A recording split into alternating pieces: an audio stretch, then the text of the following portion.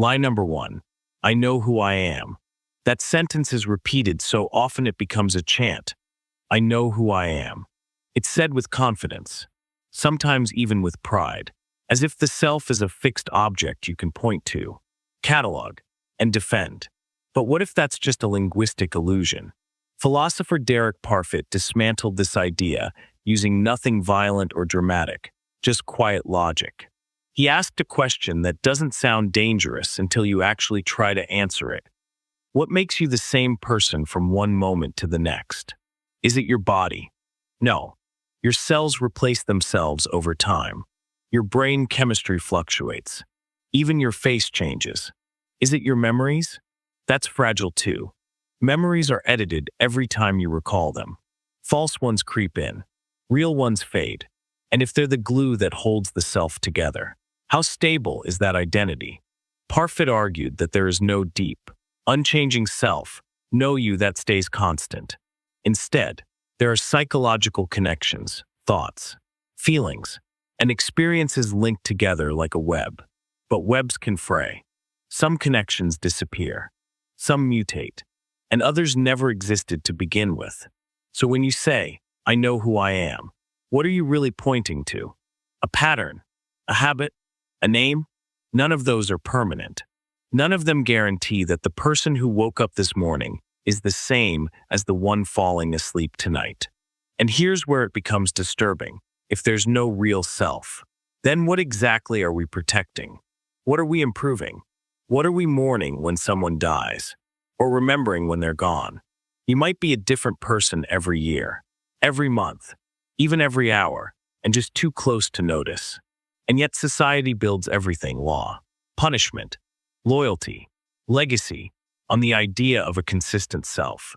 A self that chooses, that grows, that is accountable. But if Parfit is right, none of that has a solid core. You're not one person.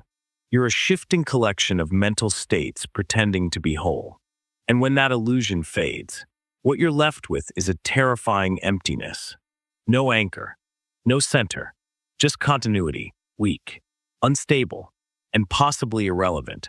The lie isn't just that you know who you are. The lie is that there is a you to know. Lie number two, I deserve to be happy.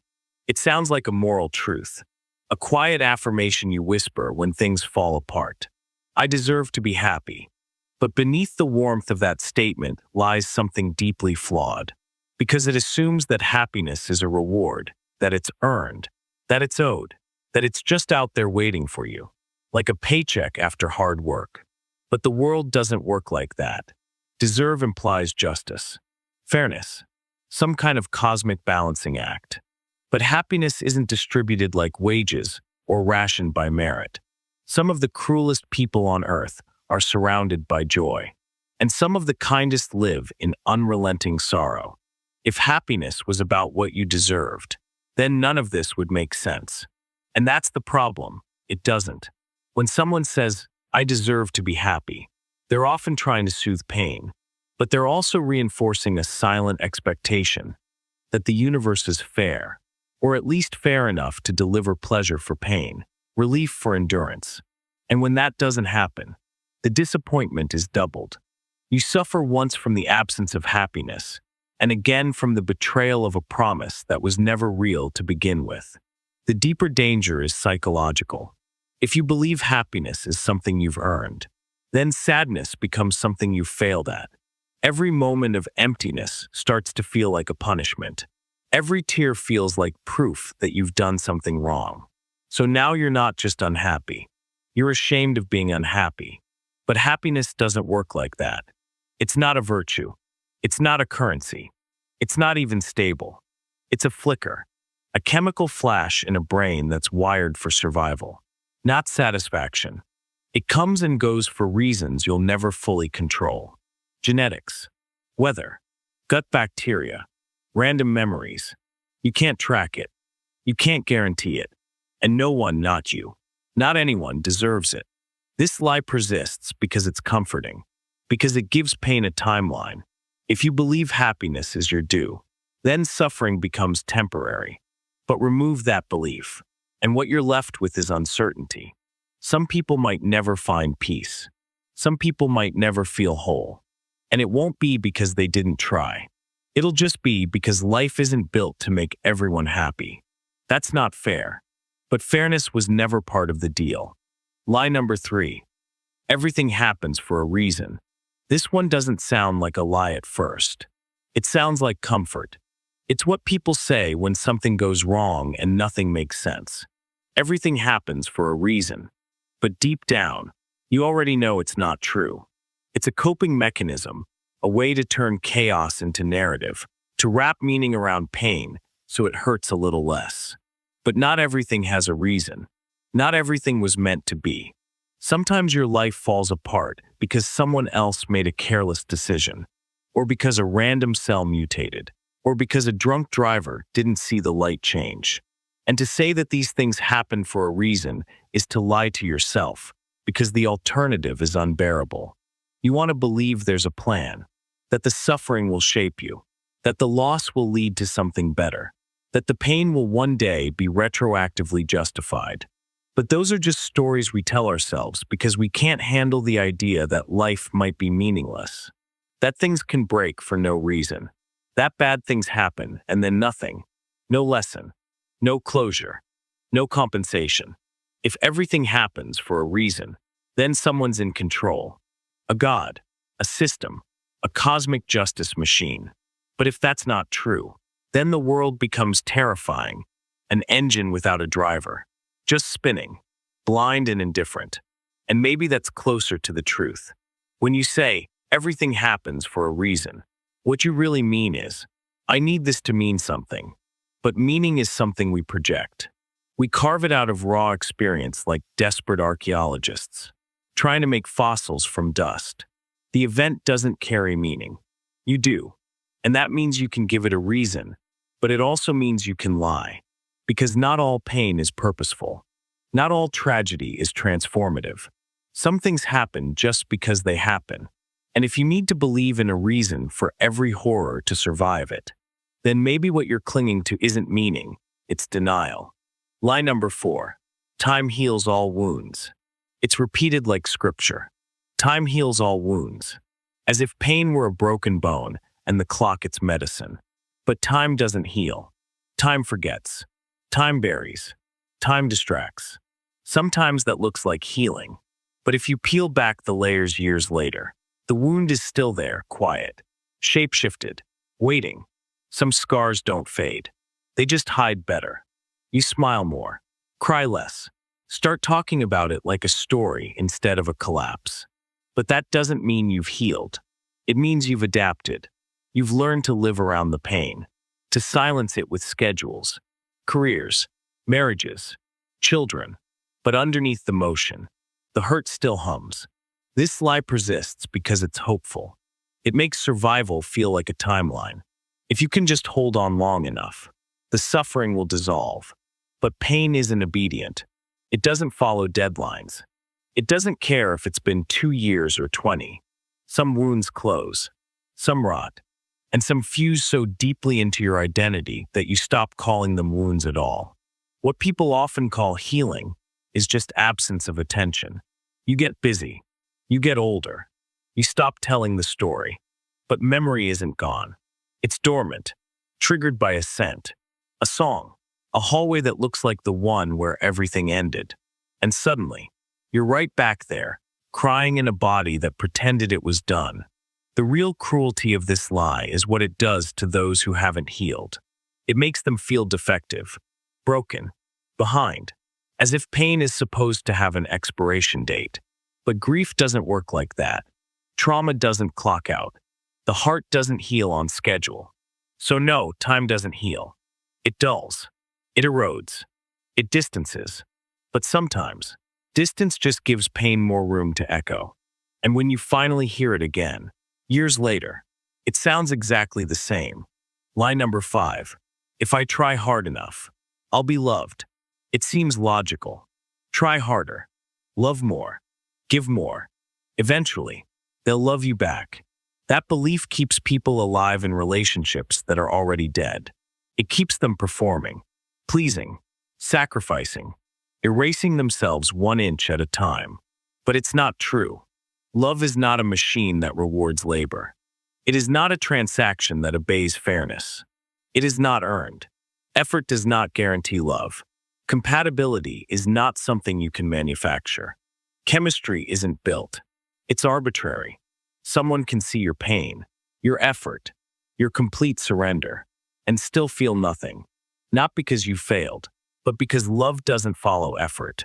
It follows preference, biology, timing, bias, confusion. It's irrational. That's what makes it painful. That's also what makes it dangerous. Believing that love can be earned makes rejection feel like a verdict. If you're not loved, it must be because you didn't try hard enough. That framing doesn't just hurt, it traps. You begin overinvesting. You ignore signals.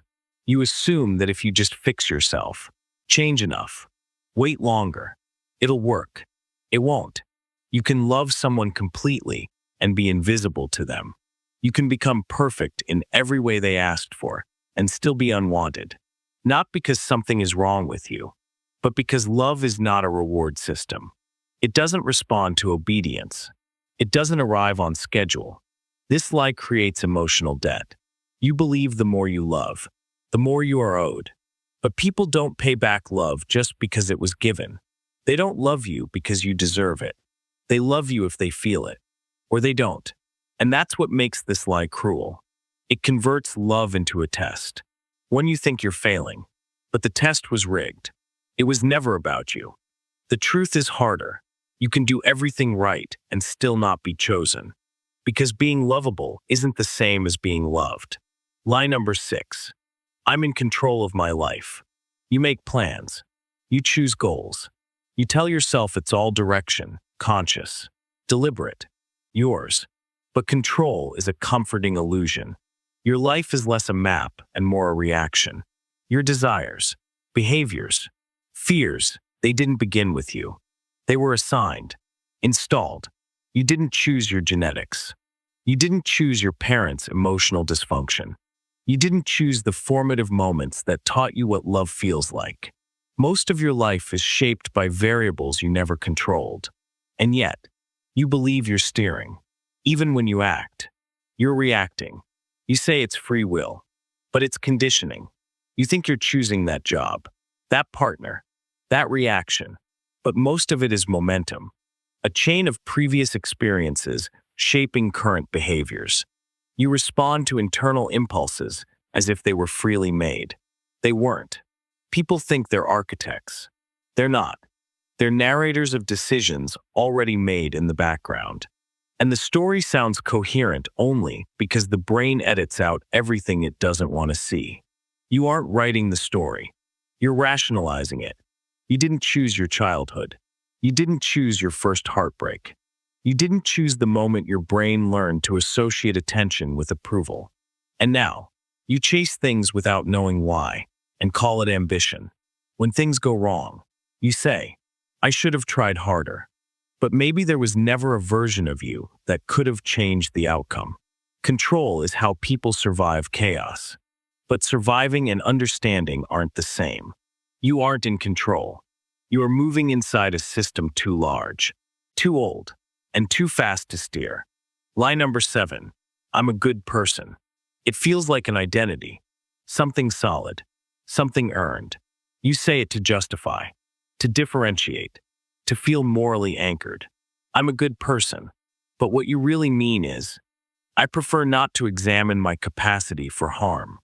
The brain edits history. You remember the sacrifices. You forget the manipulations. You highlight intention. You erase impact. Being good becomes a label, not a pattern, a defense, not an ethic. You lie. You hurt people. You look away from things you could have stopped. And then you say, that's not who I am. But if you did it, how is it not part of you? Goodness, as people define it, is selective memory plus self-protection. It's a narrative, and it's fragile.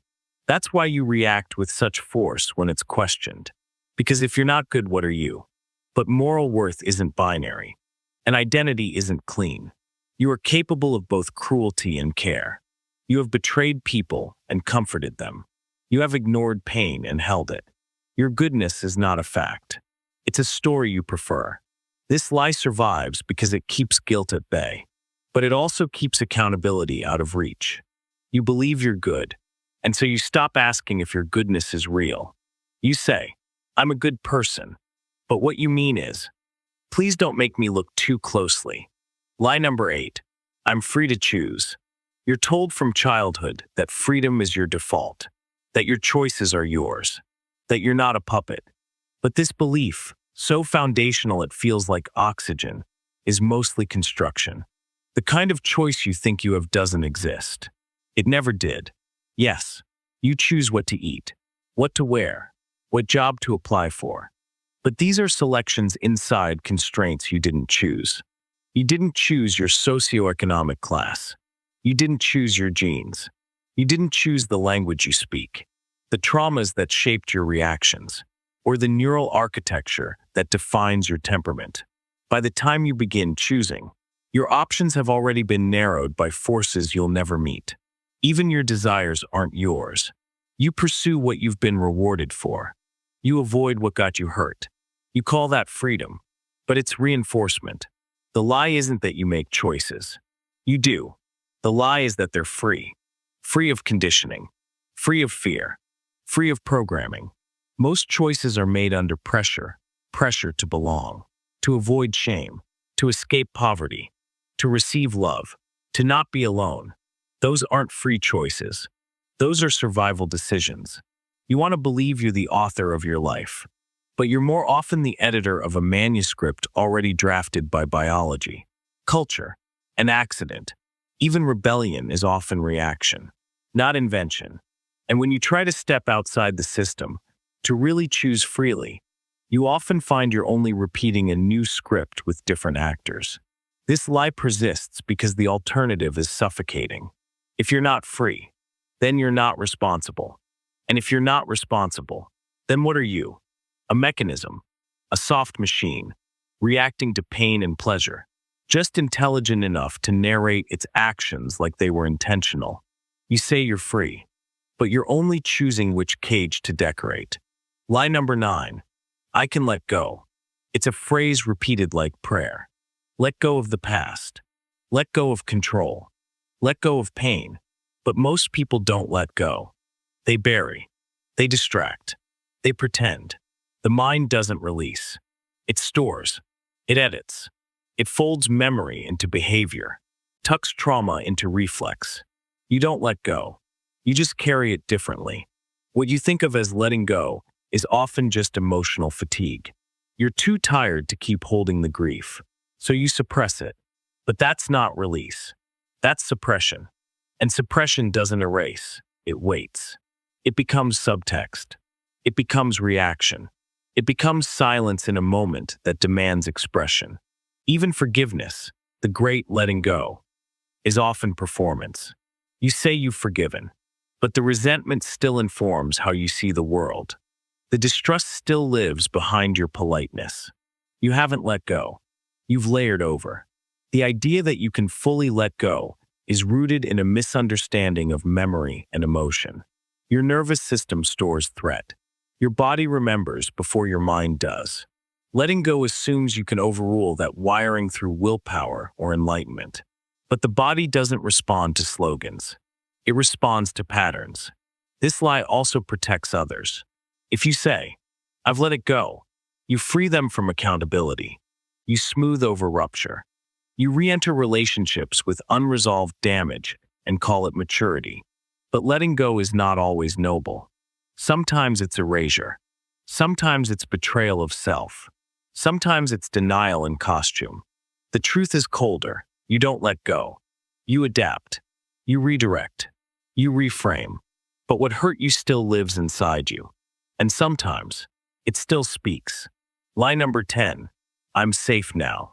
It's the lie you tell yourself after the danger passes. The breakup ends. The diagnosis clears. The threat retreats. I'm safe now. But the body disagrees. The nervous system stays braced. The mind keeps scanning. You think the danger is gone, but its shape remains in your reactions. Safety isn't a condition. It's a perception, and perception isn't rational. You can be completely safe and still feel threatened. You can be completely unsafe and not realize it until it's too late. Your brain evolved to detect threat, not truth.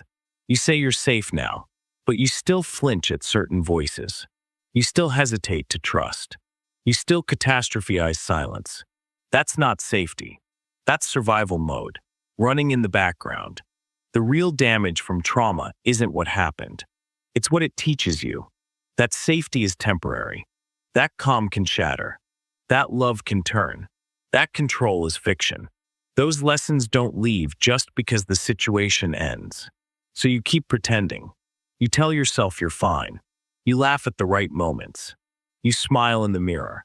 But your body remembers the nights you couldn't sleep, the door you locked 3 times, the words that changed everything. And your system doesn't care about your calendar. It doesn't know the threat is over. It only knows what it learned. Always be ready. The cruel irony is this. The more you say, "I'm safe now," the more you gaslight the part of you that knows you're not.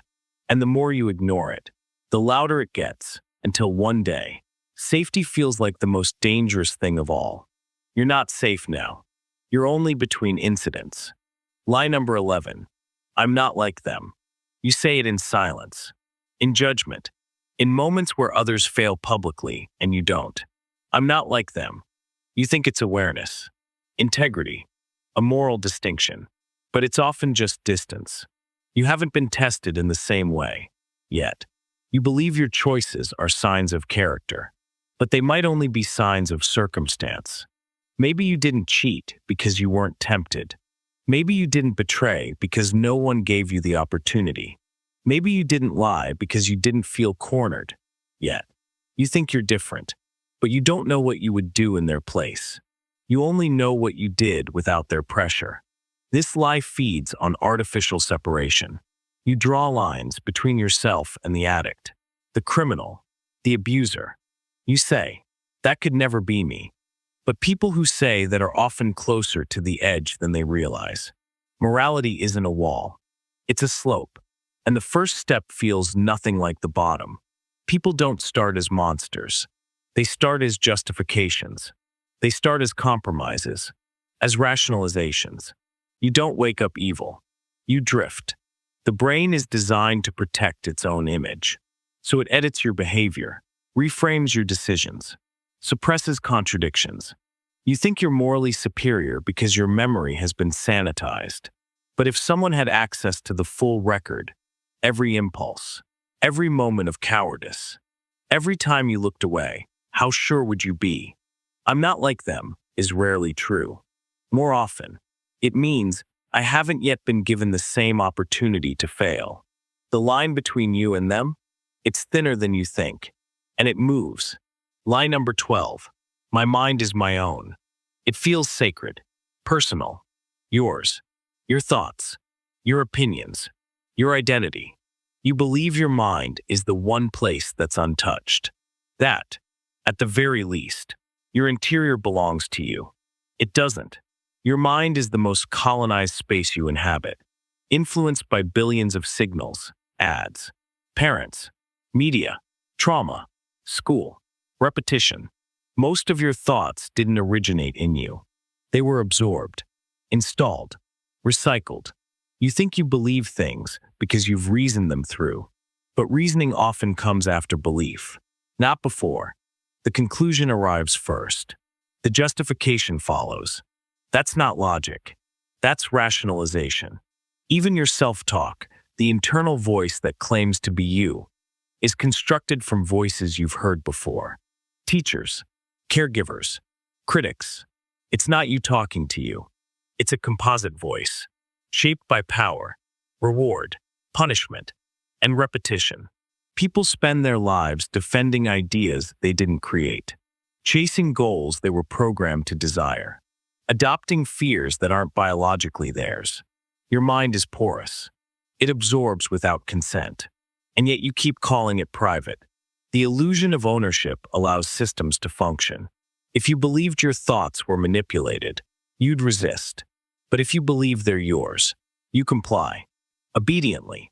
Proudly. The most dangerous form of control is the one that feels like autonomy. That's what modern systems have perfected. Manufactured agreement that feels like freedom. So no, your mind is not your own. It's a curated loop. A closed system of influence masquerading as selfhood. You didn't choose most of your thoughts. They were chosen for you. And you only notice that after it's too late. Lie number 13. Things will make sense eventually. This lie hides behind hope. It doesn't announce itself loudly. It whispers during chaos, during illness, during grief. It's okay. One day this will make sense. But most things don't. They just happen. Then they stay. You want meaning. Your mind is wired to create narrative. That's not wisdom, it's pattern recognition. Your brain sees order in randomness, purpose in coincidence. It invents plot lines where there are only sequences. Things happen because of variables, genes, timing, decisions, entropy, not destiny, not design. A car accident doesn't teach you anything. A betrayal doesn't contain a message. A death doesn't carry a lesson. Sometimes events just occur. Then the world keeps moving. Indifferent. The desire to make sense of pain is survival. It makes suffering tolerable. If something means something, then it wasn't wasted. But most suffering is wasted because suffering isn't a teacher. It's a condition. You experience it. Then you endure it. And often, it changes nothing. Worse, this belief delays reckoning. People wait for clarity that won't arrive. They stay in toxic situations expecting revelations. They stay alive on the premise that one day, the pain will feel justified, that it will all add up. But that's not healing. That's a trap. Not everything fits into a story. Not everything is knowable. Most people die without closure. Most endings don't resolve. And some pain just is, without explanation, without reward, without closure. You don't learn from everything. You don't grow from everything. Sometimes, you just survive. And that has to be enough. Meaning is not found. It's forced. And often, it's a lie. Lie number 14. I've moved on. It sounds like closure, like distance, like victory. I've moved on. But most people haven't. They've simply stopped talking about it. The pain didn't leave. It relocated. Beneath silence. Beneath new routines. Beneath different people who don't know the original wound. You don't move on from something. You move with it. You integrate it. Or bury it. But it stays. Your nervous system doesn't reset because you declared progress. It stores everything. The betrayal. The abandonment. The rupture. It logs it in your body and builds new behavior around it. You think you've healed because you can speak about it without crying. But silence isn't peace. And neutrality isn't resolution. Sometimes, the most unprocessed experiences are the ones you talk about with a steady voice. Because detachment feels safer than depth. You get into new relationships, make new friendships, and you tell yourself the past is no longer shaping the present. But you still flinch when someone raises their voice. You still interpret absence as threat. You still over-explain your value because the last person made you feel disposable. That's not moving on. That's carrying it silently. This lie allows the world to keep functioning. If everyone admitted how little they'd truly processed, how much they were still reenacting, most relationships would collapse under their unspoken weight. So people say, I've moved on, because the alternative is social paralysis. But if you scratch just below the surface, if you trace the reactions, the defenses, the things that still make your chest tighten, you'd see the map is still active. The past isn't behind you. It's beneath you. You haven't moved on. You've just stopped looking down. Lie number 15. I'm doing better now. You say it to avoid explaining, to quiet concern, to signal progress. I'm doing better now. But most of the time, what you're really saying is, I've stabilized my decline. You've normalized dysfunction. You've built a routine around avoidance. You've found a way to survive without confronting the source. Better isn't always better. It's quieter, less visible, more acceptable.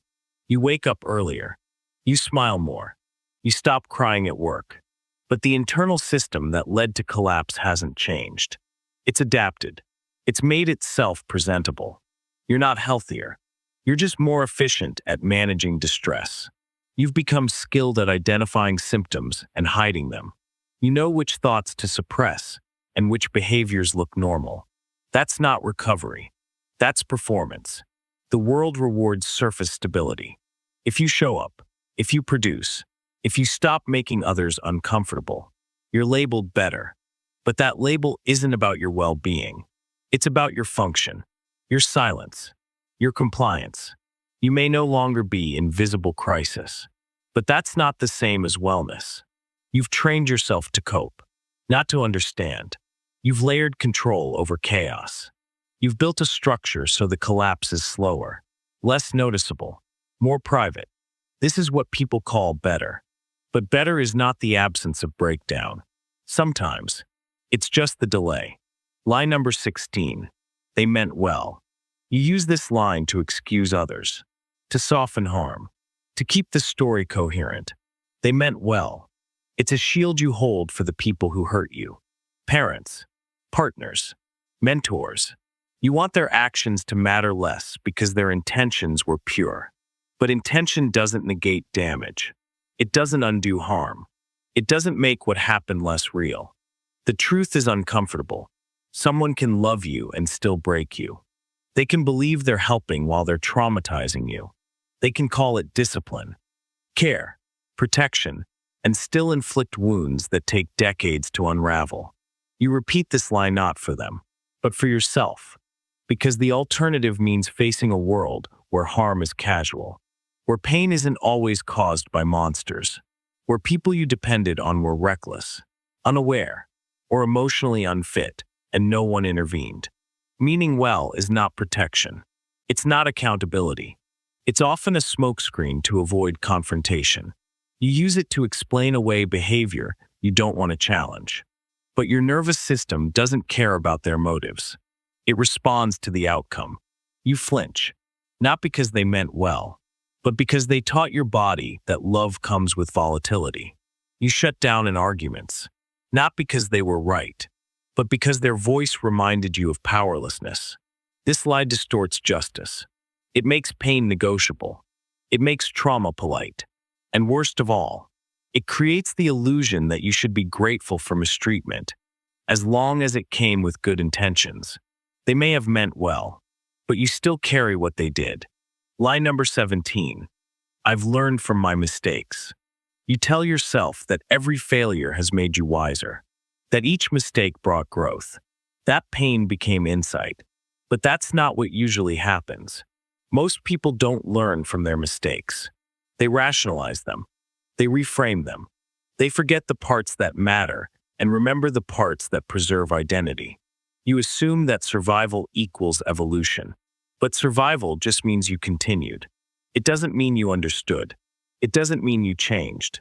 It doesn't mean the same decision won't be made again, just under slightly different circumstances and with slightly different excuses. Mistakes don't automatically produce wisdom. They produce discomfort. And most people will do whatever it takes to escape discomfort, not examine it. You say, I've learned. But what you've really done is edited the narrative. You tell the story in a way that makes the outcome feel like it had value. But that's not growth. That's just damage control. Worse, the belief that you've learned can become its own trap. It creates false confidence. You start thinking you've solved yourself, that your patterns are behind you, that the future will be different because you've declared it will be. But declarations don't stop repetition. Unexamined wounds do not repair themselves. You didn't learn from the betrayal. You just became more cautious. You didn't learn from the heartbreak. You just built better defenses. You didn't learn from the lie. You just got quieter about what you really want. And even when you do learn something, it's often not the thing you needed to know. You learn to distrust. You learn to detach. You learn to blame. But those aren't lessons. They're reflexes. The idea that pain refines you is comforting. But most pain just reshapes you in ways you never consented to. You become someone else, not someone wiser. Just someone more protected, more guarded, more tired. You say you've learned from your mistakes. But what you usually mean is, I've adjusted to being hurt. Lie number 18. They'll appreciate me one day. It's the hope that keeps you silent. That lets you keep giving. That justifies staying in a role where you're invisible. They'll see what I did. One day, they'll understand. But most people won't. Not because they're cruel, but because appreciation is rarely retrospective. It's reactive. And by the time people are ready to appreciate, the damage is already done. You imagine a future where your absence makes them realize your worth. But absence doesn't always create clarity. It often just creates replacement. You tell yourself that your quiet contributions are being stored somewhere, that they'll add up to gratitude. But appreciation isn't cumulative. It's immediate, or it isn't real. You believe your effort has moral weight, that it's building toward recognition. But effort is invisible unless it creates disruption. And if you've trained people not to notice your labor, they won't. If you've taught them that your boundaries are flexible, they'll continue bending them. Waiting to be appreciated is a form of self-neglect. You externalize your value. You place your emotional validation in the hands of people who didn't ask to hold it. And then you feel betrayed when they don't notice what they never understood to begin with. This belief lets you stay where you're not valued. It turns injustice into patience. It turns silence into virtue.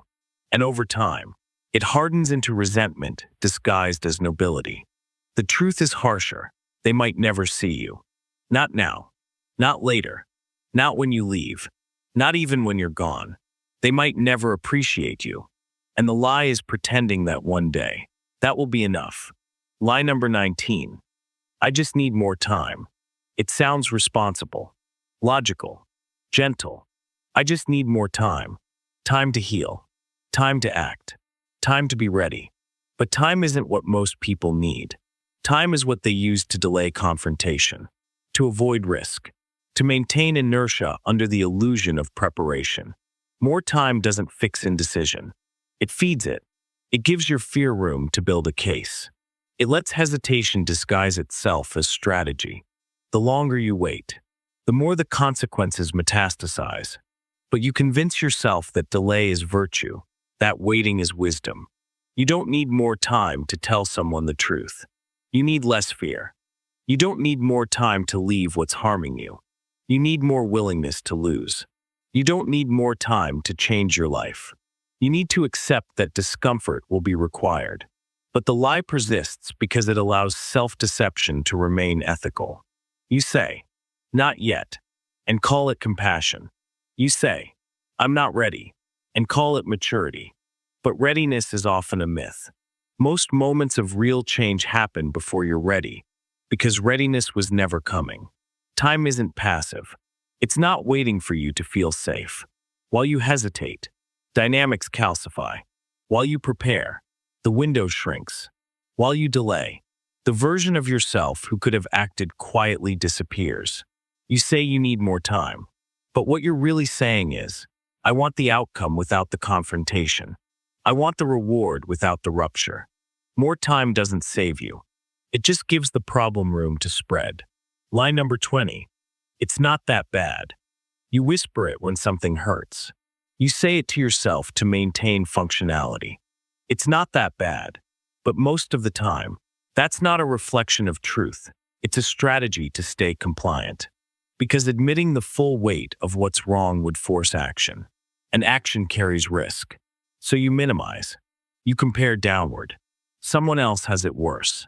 Someone else didn't survive. So you decide your pain doesn't count. You invalidate yourself before anyone else can. You shrink your reaction so others don't call it overreaction. But pain doesn't need external validation to be real. You can be devastated by something that looks small from the outside. You can be unraveling inside a life that seems fine. This lie tells you that suffering must be dramatic to deserve acknowledgement. But most suffering is quiet. prolonged, repetitive. You use the phrase to delay confrontation. If it's not that bad, you don't have to leave. You don't have to explain. You don't have to demand. You stay. And every day, you tolerate something corrosive, slowly, invisibly, and you call that resilience. Over time, you lose the ability to measure impact honestly. You normalize dysfunction. You rationalize mistreatment. You create elaborate justifications for staying in systems that are draining you. And you get good at it. So good, in fact, that even when things finally collapse, you're still trying to explain why they weren't really that bad. But they were. You just stopped noticing. The body doesn't care how you label it. It reacts anyway. The tension builds. The resentment grows. The symptoms surface. And by the time you finally admit it was that bad, you've already absorbed the consequences. This lie doesn't make things easier. It just makes them harder to escape. Lie number 21. At least I'm being honest. You say it like a moral badge, as if honesty alone redeems harm. At least I'm being honest. But honesty isn't automatically good. It's not neutral. It's not clean. Honesty can be weaponized.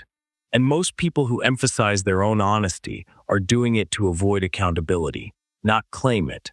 You believe that telling the truth makes your behavior acceptable. But truth without responsibility is just exposure. Honesty without empathy is just cruelty. And a lot of what people call being real is just them broadcasting unfiltered emotion without considering the effect. You say something hurtful. You confess something destabilizing. You unload pain into someone else's space. And when they react, you say, I'm just being honest. But that doesn't make the impact disappear. It doesn't make the harm justified. Honesty isn't a disinfectant. This lie survives because it cloaks selfishness in virtue. You want to feel good about saying what you wanted to say, regardless of how it landed. You don't want to moderate. You don't want to explain. You want release, without repair. But not all truths are yours to drop. Not all reactions are justified by transparency. Sometimes, being honest is just the first step toward responsibility, not the end of it. Telling someone what you feel is not the same as managing what you cause. And honesty without regulation is often indistinguishable from emotional aggression. The truth doesn't excuse you. It implicates you. Lie number 22. It's my fault. This lie masquerades as accountability. It sounds like ownership, like growth. But often, it's not a path to healing. It's a form of control. When you say, it's my fault, you're not always acknowledging reality. You're often trying to make it manageable, predictable, fixable. If it's your fault, then maybe it can be prevented next time. If it's your fault, then maybe you weren't powerless. Maybe you weren't abandoned. Maybe the chaos was deserved. It's a cleaner story than randomness, or betrayal, or powerlessness. Victims often blame themselves not because they caused the harm, but because believing they did gives them something to work with. You can change yourself. You can't change other people. You can apologize. You can't undo being hurt. The mind prefers self-blame to helplessness. It prefers guilt over confusion. It prefers shame over chaos. And so, people take responsibility for things they didn't cause, just to avoid confronting how little power they actually had. This lie also makes it easier for others. If you take the blame, no one else has to. The abuser is off the hook. The system stays intact. The family keeps functioning. And you carry the emotional bill for everyone else's failures. Over time, this belief corrodes your ability to distinguish real responsibility from inherited guilt. You start apologizing by reflex. You over-explain. You absorb the discomfort in every room just to keep things stable. And you call that maturity. But there's a difference between accountability and internalized shame. Not everything that broke around you was your doing. Not every consequence was your fault. Sometimes, you were simply the one standing closest when it all fell apart. And you mistook proximity for responsibility. Lie number 23. I'm finally myself. You say it after a long change, a break, A revelation. You say it when something feels clearer, sharper. I'm finally myself. But there is no stable self. There never was. There is only a pattern of reactions that you've started to agree with. And now you're mistaking that agreement for identity. What you call your real self is simply the version of you that causes the least internal resistance. It's not your truth. It's your current preference. And preference is not identity. It's configuration. You are not uncovering yourself. You are selecting from available fragments. Traits that survived past conflict. Behaviors that earned attention. Habits that no longer trigger shame. The person you now feel is you, is just the one that's easiest to function as today. This lie persists because the alternative is exhausting. If you are never truly yourself, then every behavior might be temporary. Every belief could be discarded. That's too unstable. So you attach to one form. You call it me, and then you start defending it. But who were you 5 years ago? What beliefs were central? How many of them do you now reject? Was that version fake? Or was it just your prior definition of authentic? Identity is not discovery. It's memory, narrative, and usefulness. You are who you need to be in order to remain coherent to yourself.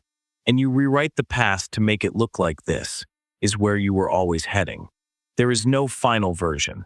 There is only the version that survives your latest interpretation. You're not finally yourself. You're just temporarily satisfied with the current draft. Lie number 24. They'll change. You say it quietly, sometimes with hope, sometimes with exhaustion. You say it when someone is hurting you, but you're not ready to leave. They'll change. But change doesn't arrive because you wait. It doesn't arrive because you suffer. It doesn't arrive because you forgive repeatedly.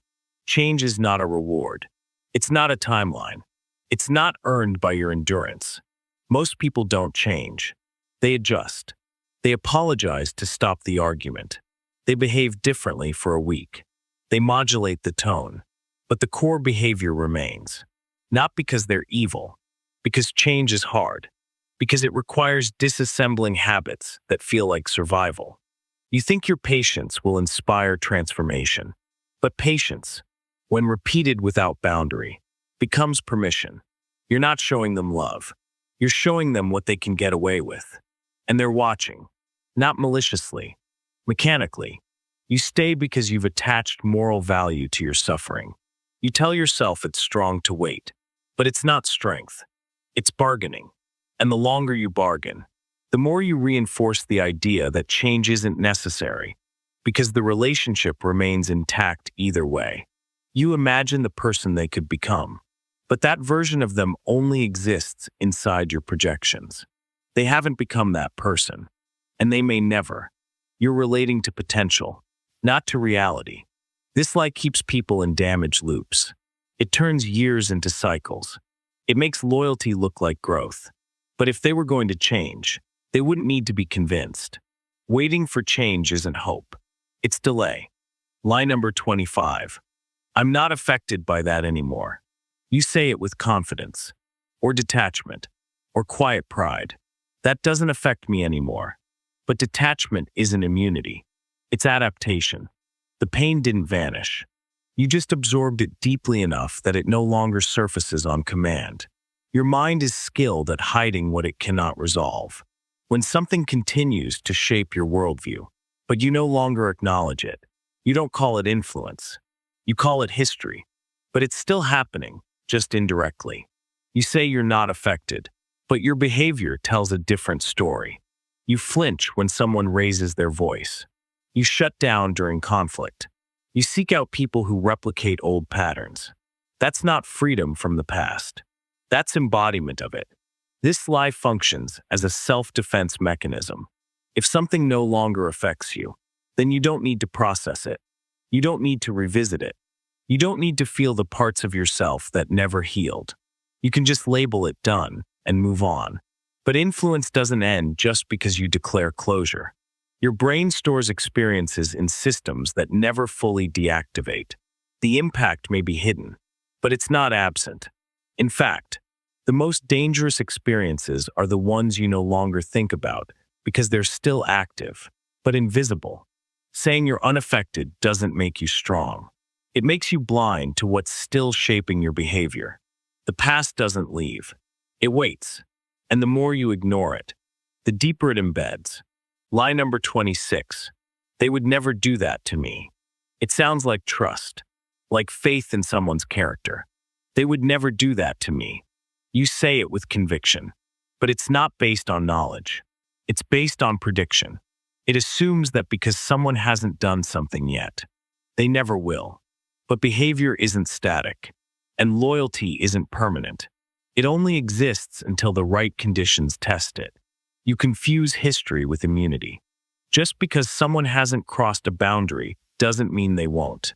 It just means they haven't had a reason, or the opportunity, or the moment of weakness, or the pressure strong enough to push them over the line. People are not defined by what they say they wouldn't do. They're defined by what they do when their needs conflict with your safety, when self-interest outweighs attachment, when stress overrides morality. You want to believe you're exempt, that your relationship with them is strong enough, sacred enough, real enough. But pain doesn't ask for permission, and betrayal rarely looks like betrayal until after it happens. Before that, it looks like rationalization, like exception, like a one-time thing. This lie survives because it protects attachment. If you allowed yourself to believe that anyone is capable of anything under the right circumstances, you'd struggle to stay connected. So you compartmentalize. You categorize people as safe or unsafe, and you build emotional security on those assumptions. But the truth is colder. Anyone can do anything, given the right pain, the right incentive, the right level of fear or desire or exhaustion. Even the people closest to you, especially them, because they're close enough to know where it would hurt most. You say, they would never do that to me. But what you really mean is, I need to believe they won't, because the alternative is unbearable. Lie number 27. That wasn't a big deal. You say it in passing, with a shrug, with a laugh. It wasn't a big deal. You say it about moments that disrupted you, violated you, changed you. But the scale of harm isn't measured by how loudly it was delivered. Some of the most damaging events arrive quietly, with subtlety, with plausible deniability. You downplay because you're afraid of what full acknowledgement would demand. If it was a big deal, then it means it had an impact. And if it had an impact, then maybe you're still carrying it. And if you're still carrying it, then maybe something needs to be addressed. That chain is too heavy, so you break it early. You say it didn't matter. Minimization becomes a coping strategy. You recode the experience. You say it was a misunderstanding, or a joke, or your fault, anything to keep it small. But emotional impact doesn't require permission. It embeds itself regardless of the labels you attach. This lie is especially common with accumulated harm, repeated slights, subtle rejections, micro-traumas. None of them felt catastrophic, but over time, they reshaped how you interpret safety, connection, and value. That's not minor. That's systemic. You may not talk about it, but your body remembers. You flinch, avoid, over-explain, withdraw. You call that personality, but it's not. It's reaction, conditioned behavior masquerading as identity. You say it wasn't a big deal, but what you mean is, I've built an entire life around not admitting how much that moment shaped me. Lie number 28. If I had done it differently, they would have stayed. You replay the details. You examine every sentence. You track the shift in their tone, the timing, the space that opened between what you wanted and what they chose. And then you land on it. If I had just done it differently, they wouldn't have left. It feels like regret, but it's actually an attempt at control. You want the ending to make sense. And if you caused it, then at least it's understandable. If you were too emotional, too distant, too complicated, then maybe the loss wasn't random. It was earned. It was explainable. That makes it survivable. But not everyone who leaves does so because of something you did. Some people leave because they're unstable, because they were never staying, because they outgrew you, because their needs shifted, because they never understood themselves, let alone you. You assume more responsibility than you had, not because you're arrogant, but because helplessness is more painful than guilt. Guilt gives you a story. Helplessness gives you nothing. This lie reframes abandonment as failure. You start editing yourself retroactively. You imagine alternate behaviors, different reactions, and in every version, you become more acceptable, more perfect, more worthy. But they still leave, just later. Because the problem wasn't how you showed up. The problem was that they were always going. You say, if I had done it differently, they would have stayed. But sometimes, they were already on their way out, before you even arrived. Lie number 29. If it didn't kill me, it made me stronger. It's one of the most recycled beliefs in modern life. That adversity refines you. That pain, if survived, is somehow useful. If it didn't kill me, it made me stronger. But most pain doesn't make you stronger. It makes you smaller, cautious, reactive. It doesn't fortify, it distorts. Trauma doesn't teach. It conditions. It alters your threat detection system. It makes you suspicious of peace. It makes you prepare for losses that haven't happened. You call that strength because it looks like resilience. But it's not growth. It's vigilance. You might become better at surviving. But surviving is not the same as living well. What you call strength is often hyperindependence, detachment, emotional muting. And that's not power. That's adaptation. This lie survives because it sounds empowering. It turns pain into currency. It makes endurance noble. But endurance isn't always a virtue. Sometimes, it's a symptom of resignation. The more you survive, the more you normalize conditions that should never have existed in the first place. There is no guarantee that what wounds you improves you. In fact, most damage leaves scar tissue, less flexible, less sensitive, less capable of full function. The same thing happens psychologically. You flinch more, you trust less, you plan for betrayal, and you call that wisdom. Not everything that failed to kill you made you stronger. Some of it made you tired. Some of it made you cruel. Some of it made you permanently expect loss, even in the presence of love. The truth is, pain doesn't polish. It alters. And most of the time, it leaves you harder, but not better. Lie number 30. I had no choice. You say it to explain the action, to soften the guilt, to avoid further questioning. I had no choice. But almost every decision has a choice.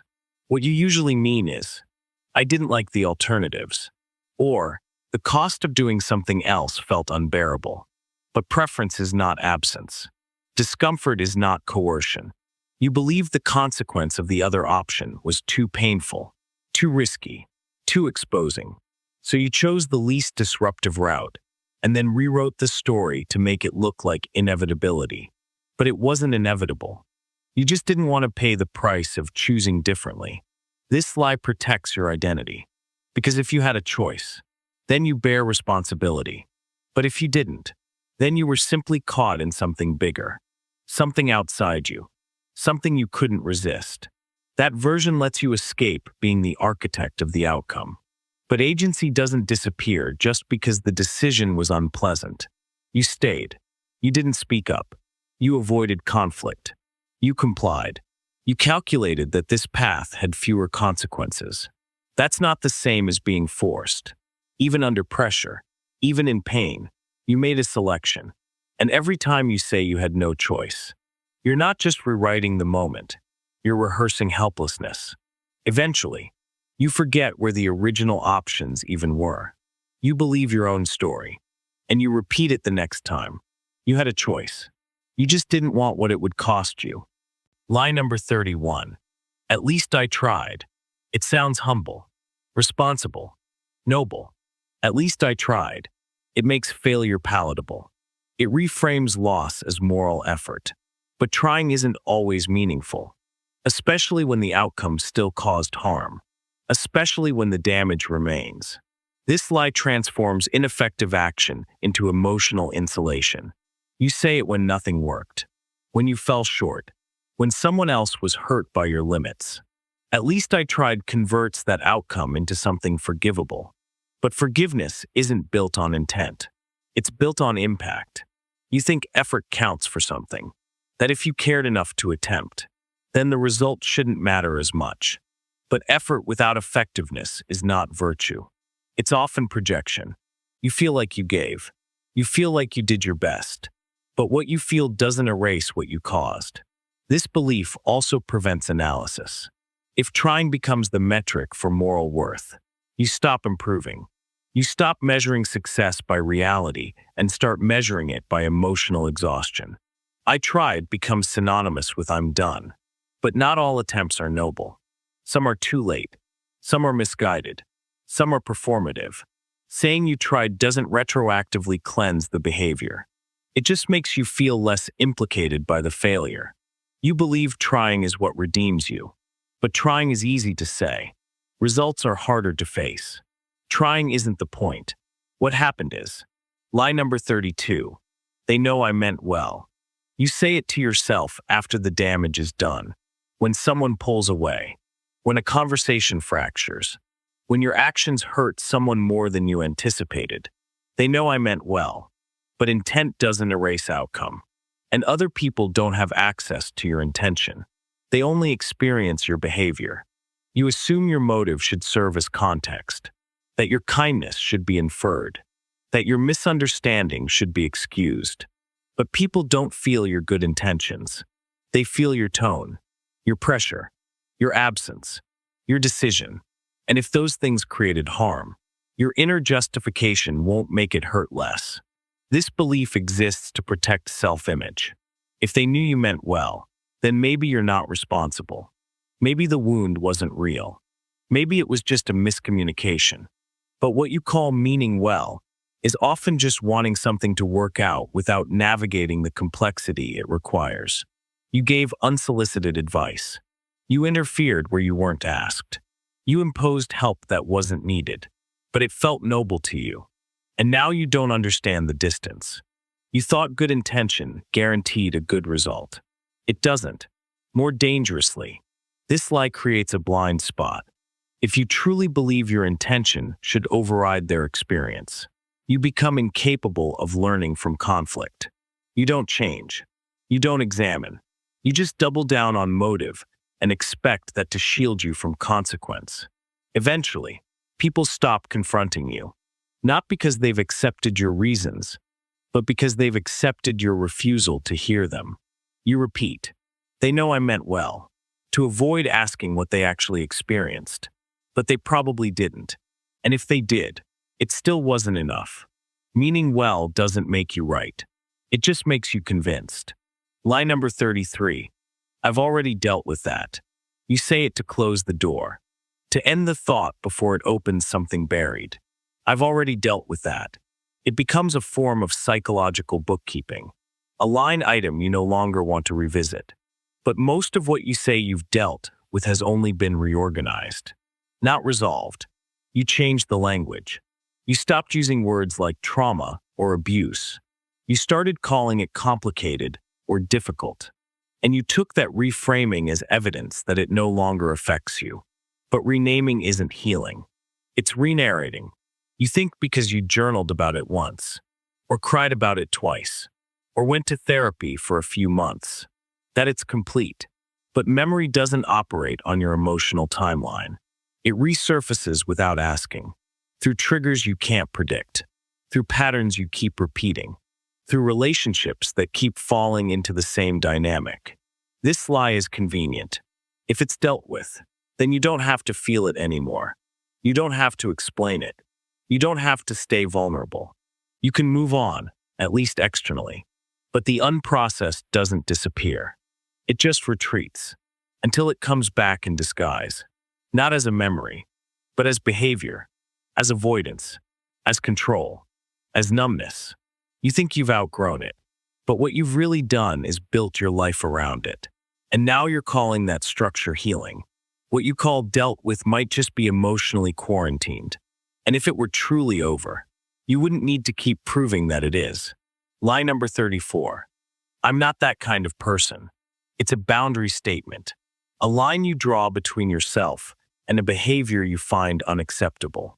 I'm not that kind of person, but most people are. Under the right conditions, with the right provocation, under the right pressure. The capacity is there. You've just never had to use it. You think because you've never cheated, you wouldn't. Because you've never hurt someone on purpose, you couldn't.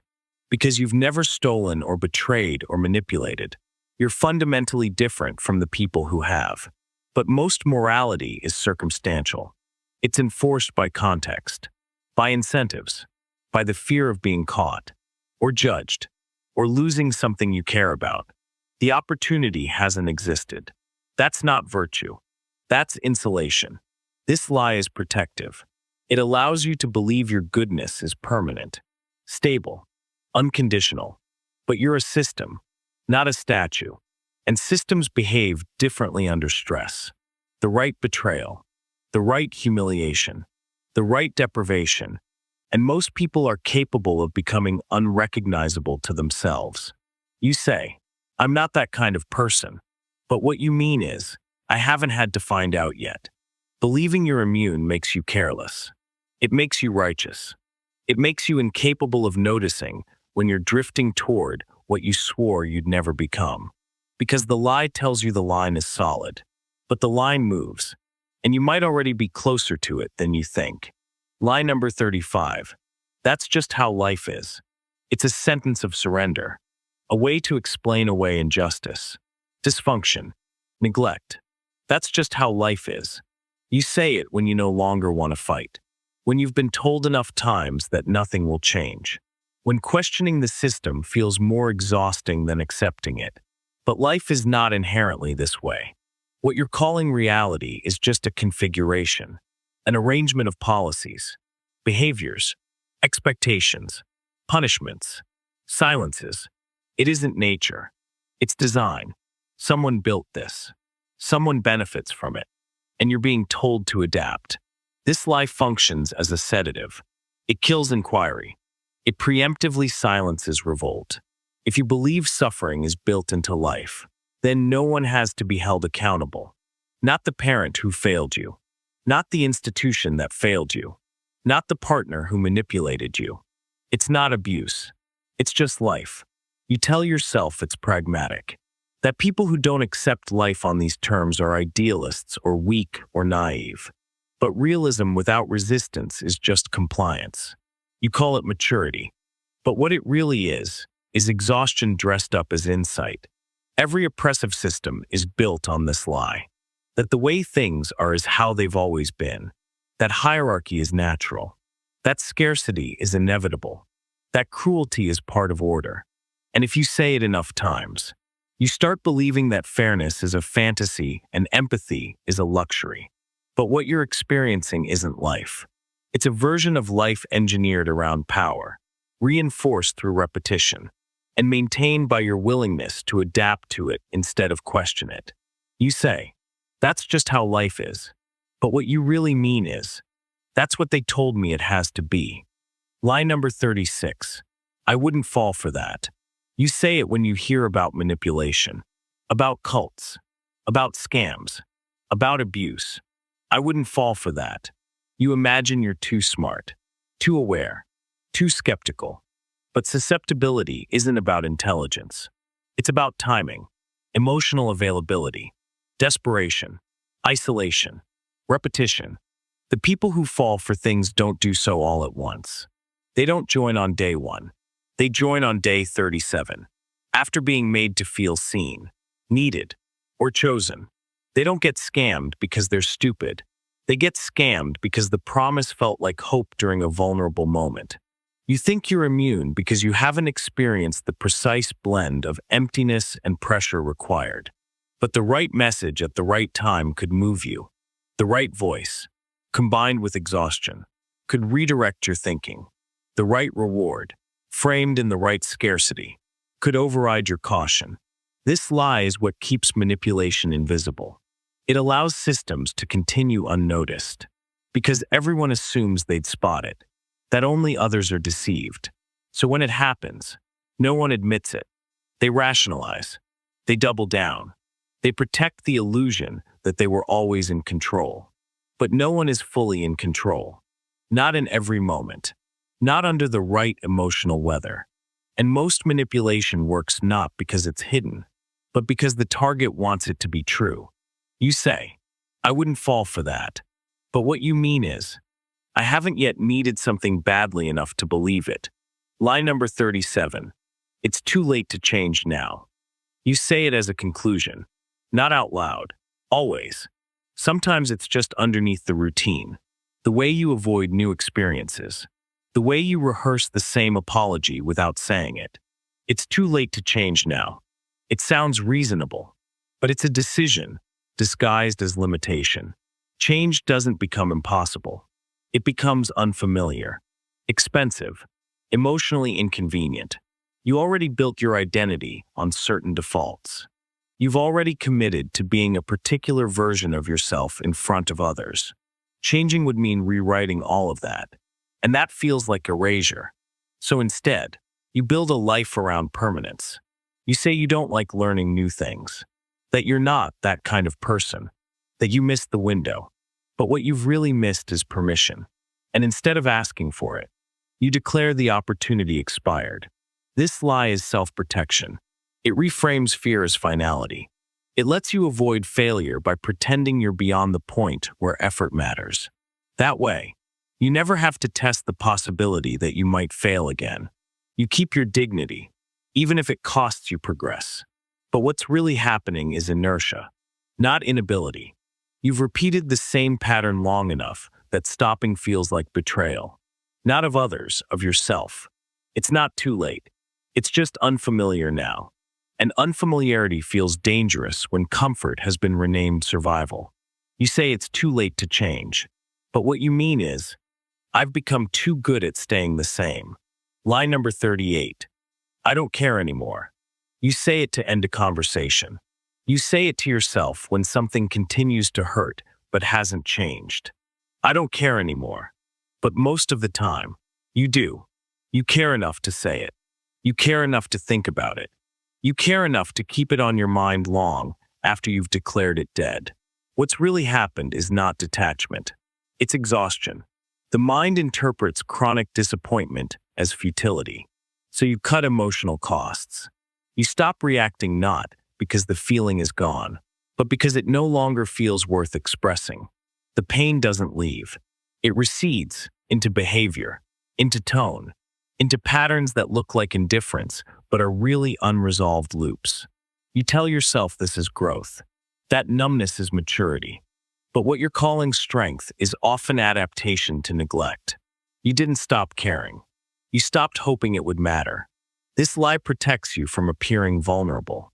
Because to admit you still care about the person who left, the parent who failed you, the betrayal that still stings, would make you feel weak. So you convert emotional engagement into denial. And you believe the act of moving on is the same as emotional healing. It's not.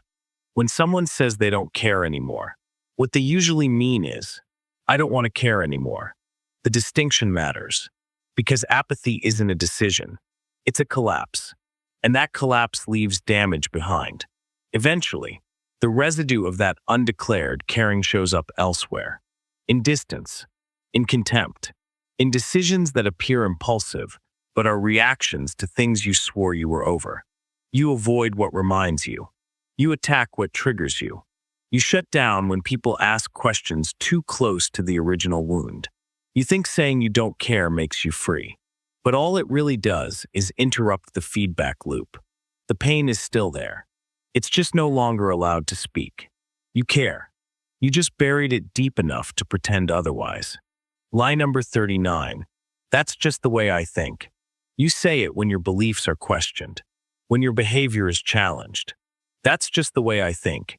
It sounds like authenticity, like self-awareness, but it's often resignation.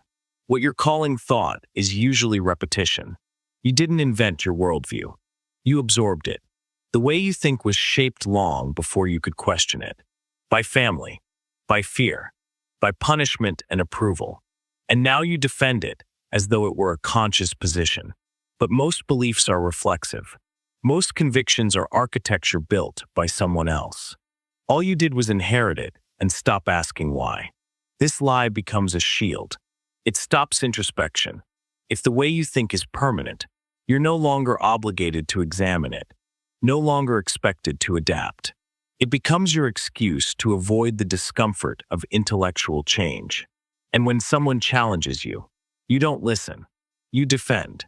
You say it's just how your brain works. But thought isn't structure. It's process. And processes can be redesigned. Unless you refuse. You cling to this idea not because it's true, but because it's stable. Because the alternative, that you might have to rebuild how you see people, relationships, morality, feels like erosion. So you reduce all of that to a sentence. That's just how I think. And you walk away from the pressure to evolve. But thinking isn't fixed. It's a habit. And every time you repeat this lie, you stop yourself from recognizing how much of that habit isn't yours at all.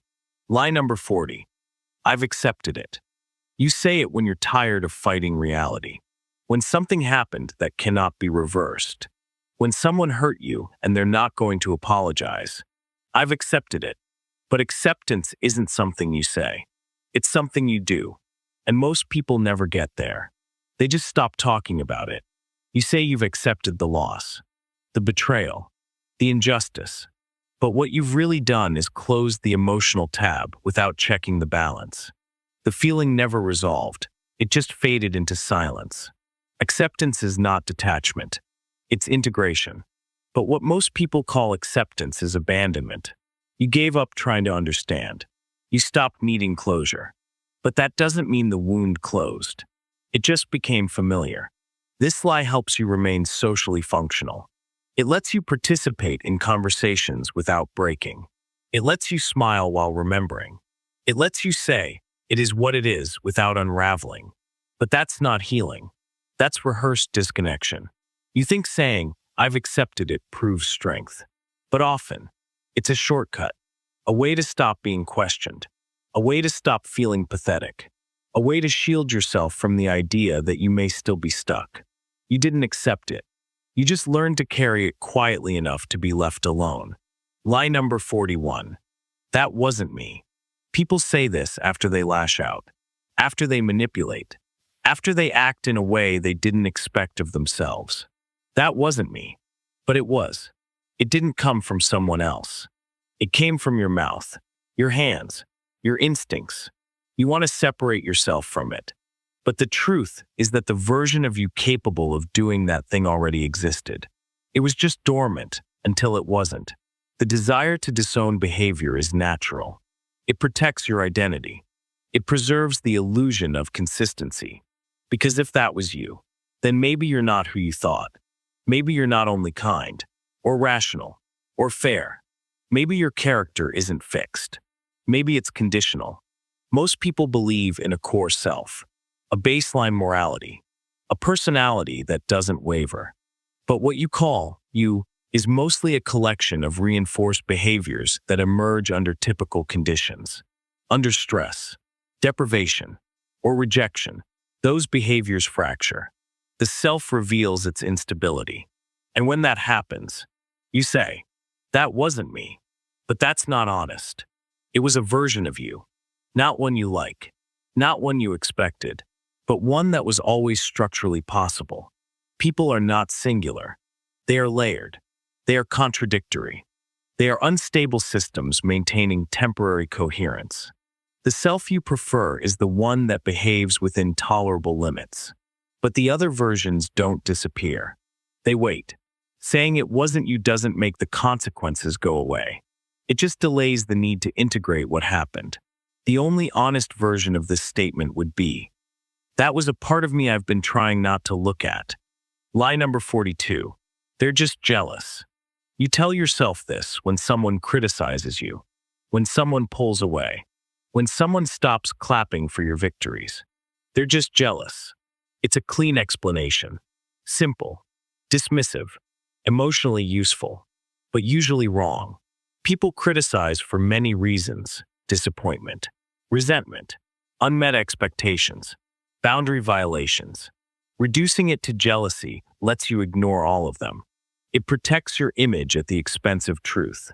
You don't have to examine what you did. You don't have to ask if you changed. You don't have to consider that their reaction might be valid. This lie allows arrogance to masquerade as clarity.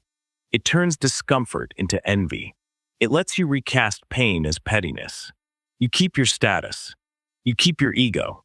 You lose nothing except insight. The moment someone disagrees with you, or withdraws support, or calls you out, you don't explore. You label. They're just jealous. The convenience of that thought is obvious, because it ensures you're always the target of irrational envy rather than rational consequence. This belief also blocks grief. Sometimes people pull away for good reasons. Sometimes you changed. Sometimes they outgrew the version of you they once trusted. But that's painful to admit, so you call it jealousy instead. That way, you don't have to mourn the relationship or take inventory of what went wrong. It's easier to be envied than abandoned. Lie number 43. I'm doing everything I can. It feels like the ultimate defense. It silences guilt. It stops self-questioning. I'm doing everything I can, but almost no one is. Most people are doing what they can without breaking their comfort threshold. Not everything, just what feels reasonable, what feels manageable, what won't threaten the current system they've built around their identity. Saying you're doing everything gives you moral immunity. If there's no effort left to give, then you're not at fault. You become untouchable. But it's usually not true. If you mapped your time, your avoidance, your justifications, you'd find effort left unspent. You'd find decisions based on fatigue, fear, or ego that you now frame as limits. This lie isn't about exhaustion. It's about narrative. You want to feel like you gave it your all so you can justify the outcome. Whether it's a failing relationship, a stalled career, or an unresolved trauma, you want to exit the situation with clean hands. But everything is a totalizing word, and most people never reach it. What people usually mean is, I've done everything I'm emotionally comfortable doing. But they don't say that, because comfort doesn't sound like a justifiable stopping point. So they upgrade it, and the lie becomes armor. The danger is that this belief calcifies. You repeat it long enough, and it becomes true in your own mind. You stop looking for alternatives. You stop adjusting. You confuse stasis with effort. But repetition isn't growth. And doing what's familiar isn't doing everything. The truth, you're doing something. Maybe even a lot. But not everything. Lie number 44. It wasn't that serious. Minimization is a common reflex. It helps you return to normal faster. You say something wasn't that serious, not because it wasn't, but because admitting otherwise would require disruption. If you treat it like a minor incident, you don't have to respond like it mattered. This isn't just about the event, it's about the implications. If it was serious, then someone failed you. Then someone crossed a line. Then something would need to change. And most people don't want change. They want continuity. So they reduce impact to protect structure. You say it wasn't that serious when someone insults you, but you keep them in your life. You say it when a boundary is crossed, but you fear confrontation. You say it to move on faster, but the body doesn't forget. It just stores the memory under a new label. Downplaying is efficient. It lets others feel comfortable around your discomfort. It lets you avoid attention. But what gets minimized doesn't disappear. It compounds. And eventually, the accumulation becomes the thing that is serious. Except now you've trained yourself to ignore it. Most people learn minimization early. You get told you're overreacting, that it's not a big deal, that others have it worse. So you internalize the message. Pain must be extraordinary to be valid. And if it's not extreme, it doesn't count. But small things leave deep fractures. A subtle betrayal, a dismissive tone, an unmet need, repeated for years. These don't look serious from the outside, but from the inside, they rewire how you see trust, value, and self-worth. It was serious. You just weren't allowed to treat it that way. Lie number 45. They'll understand eventually. It feels safe to believe that time fixes understanding, that people who misunderstood you today will somehow arrive at clarity tomorrow. So you say nothing. You don't explain. You don't push back. You just wait. They'll understand eventually. But understanding doesn't happen automatically. It requires curiosity. It requires effort. Most people don't reflect on past events unless they're forced to. They don't reconsider their judgments unless the outcome disrupts them directly. This lie keeps you emotionally suspended. You build your peace on the assumption that someone else will change their interpretation. But interpretation is rarely revised without new input. If you don't speak, if you don't clarify, if you don't disrupt their narrative, they likely won't adjust it. They'll live with their version, and you'll live hoping they won't. Sometimes the lie isn't even about them. It's about avoiding the shame of being misunderstood. If you believe they'll come around, you don't have to sit with the discomfort of being misrepresented. You don't have to grieve the fact that your truth might never be seen clearly. This belief also delays action. You stay connected to people who don't respect your decisions, thinking they'll get it with time. But the longer you wait, the more they build certainty around their misunderstanding. And by the time you're ready to explain, their version of the story is no longer flexible. They may never understand, not because they're malicious, but because they were never trying to. Lie number 46. I'm just being careful. Caution sounds intelligent, mature, responsible. I'm just being careful. But the word careful often disguises something else: fear. Fear of rejection, fear of judgment, fear of failure. You call it careful because fear sounds weak. Careful sounds strategic. This lie is appealing because it protects self-image. You don't have to admit avoidance. You don't have to say you're scared. You just have to say you're waiting for the right time, for the right person, for the right opportunity. But that time rarely arrives because the criteria are constantly shifting, subtly, endlessly, so that nothing ever feels fully safe. You're not careful. You're paralyzed. You say you're analyzing, but you're delaying. You say you're observing, but you're hiding. You say you're waiting, but you're retreating. Carefulness becomes a cover for perpetual hesitation. This lie reinforces itself over time. The longer you hold back, the more you fear release. You start to believe your own risk aversion is wisdom. That boldness is recklessness. That people who act decisively are impulsive, not brave. But the truth is simpler. Being careful doesn't always mean being smart. Sometimes it just means being stuck. And the longer you use the label to describe yourself, the harder it becomes to recognize when the caution stopped serving you and started protecting a fear you never addressed. You say you're just being careful, but your life hasn't moved in a long time. Lie number 47. I was just being honest with myself. Self-honesty is seen as a virtue. It sounds responsible, mature. I'm just being honest with myself.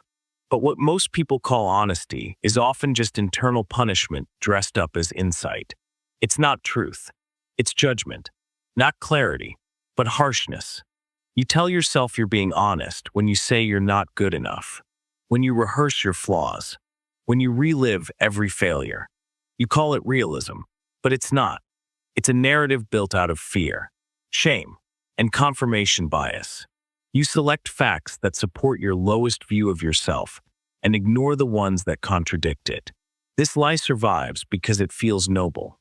You think avoiding self-delusion is the same as cutting yourself down. But attacking yourself isn't honesty. It's strategy. If you disqualify yourself first, then no one else has to. If you lower your own expectations, then failure feels less like a surprise.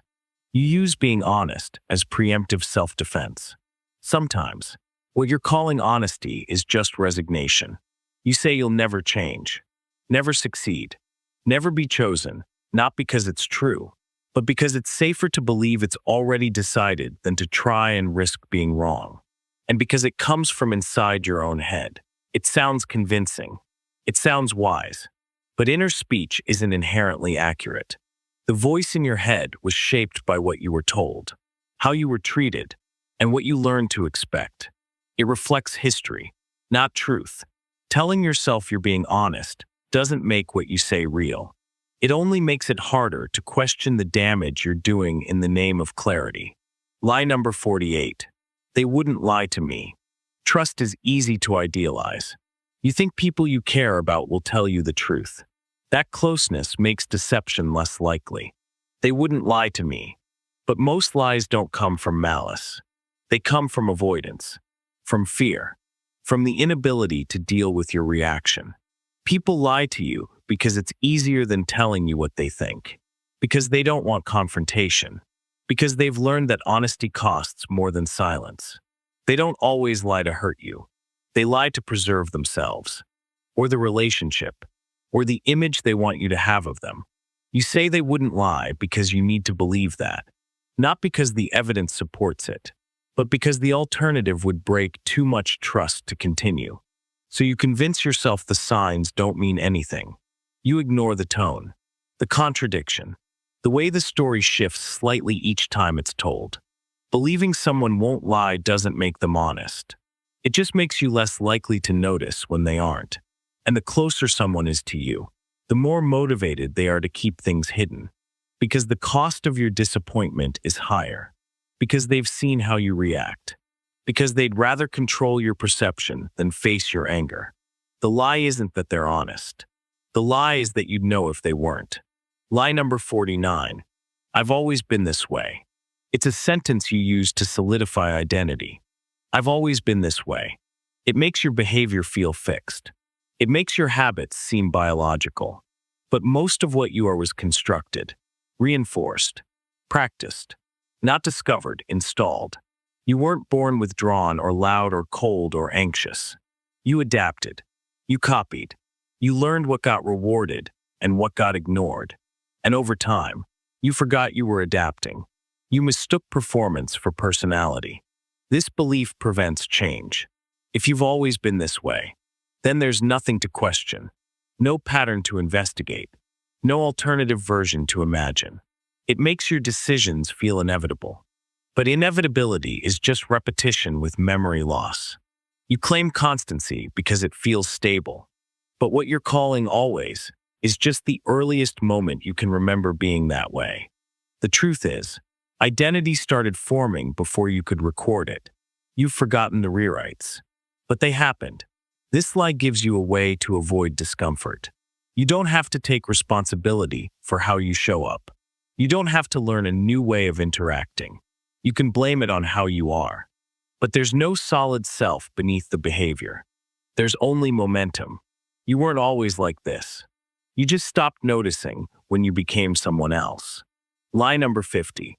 It would have happened anyway. This is the sentence you use to let yourself off the hook. When the outcome is bad, and you were involved, but don't want to sit with your part in it.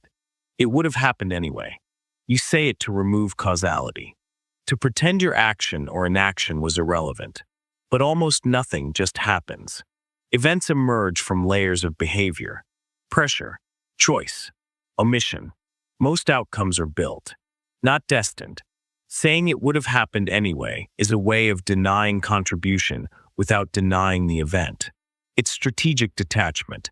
This belief distorts accountability. If it was inevitable, then your role can't be blamed. If your silence, your neglect, your withdrawal, your dishonesty made no real difference, then you don't have to adjust anything. You can carry the memory without guilt. But inevitability is a post-event reconstruction. You're assigning fate to cover a choice you don't want to examine. Maybe you didn't stop it because you were afraid. Maybe you said something that pushed it forward. Maybe your absence made the damage easier. But instead of unpacking that, you say, it would have happened anyway. The lie becomes a shield against discomfort. It turns regret into resignation. It makes you feel philosophical instead of responsible. But the more often you say it, the less aware you become of the actual power you do have. You begin to believe in your own irrelevance. You train yourself to stop intervening. You confuse helplessness with wisdom. It didn't just happen. You were there. And so were your choices. Lie number 51. I don't expect anything. This lie sounds advanced. Like detachment. Like peace. I don't expect anything. But expectations don't vanish just because you say they do. They persist underneath behavior. They show up in disappointment, in tone, in withdrawal. You didn't kill the expectation. You just stopped expressing it. You want to be immune to letdown, so you lower the ceiling. You decide to stop asking, hoping, needing. But expectation doesn't disappear. It gets buried, and buried things don't go away. They get distorted.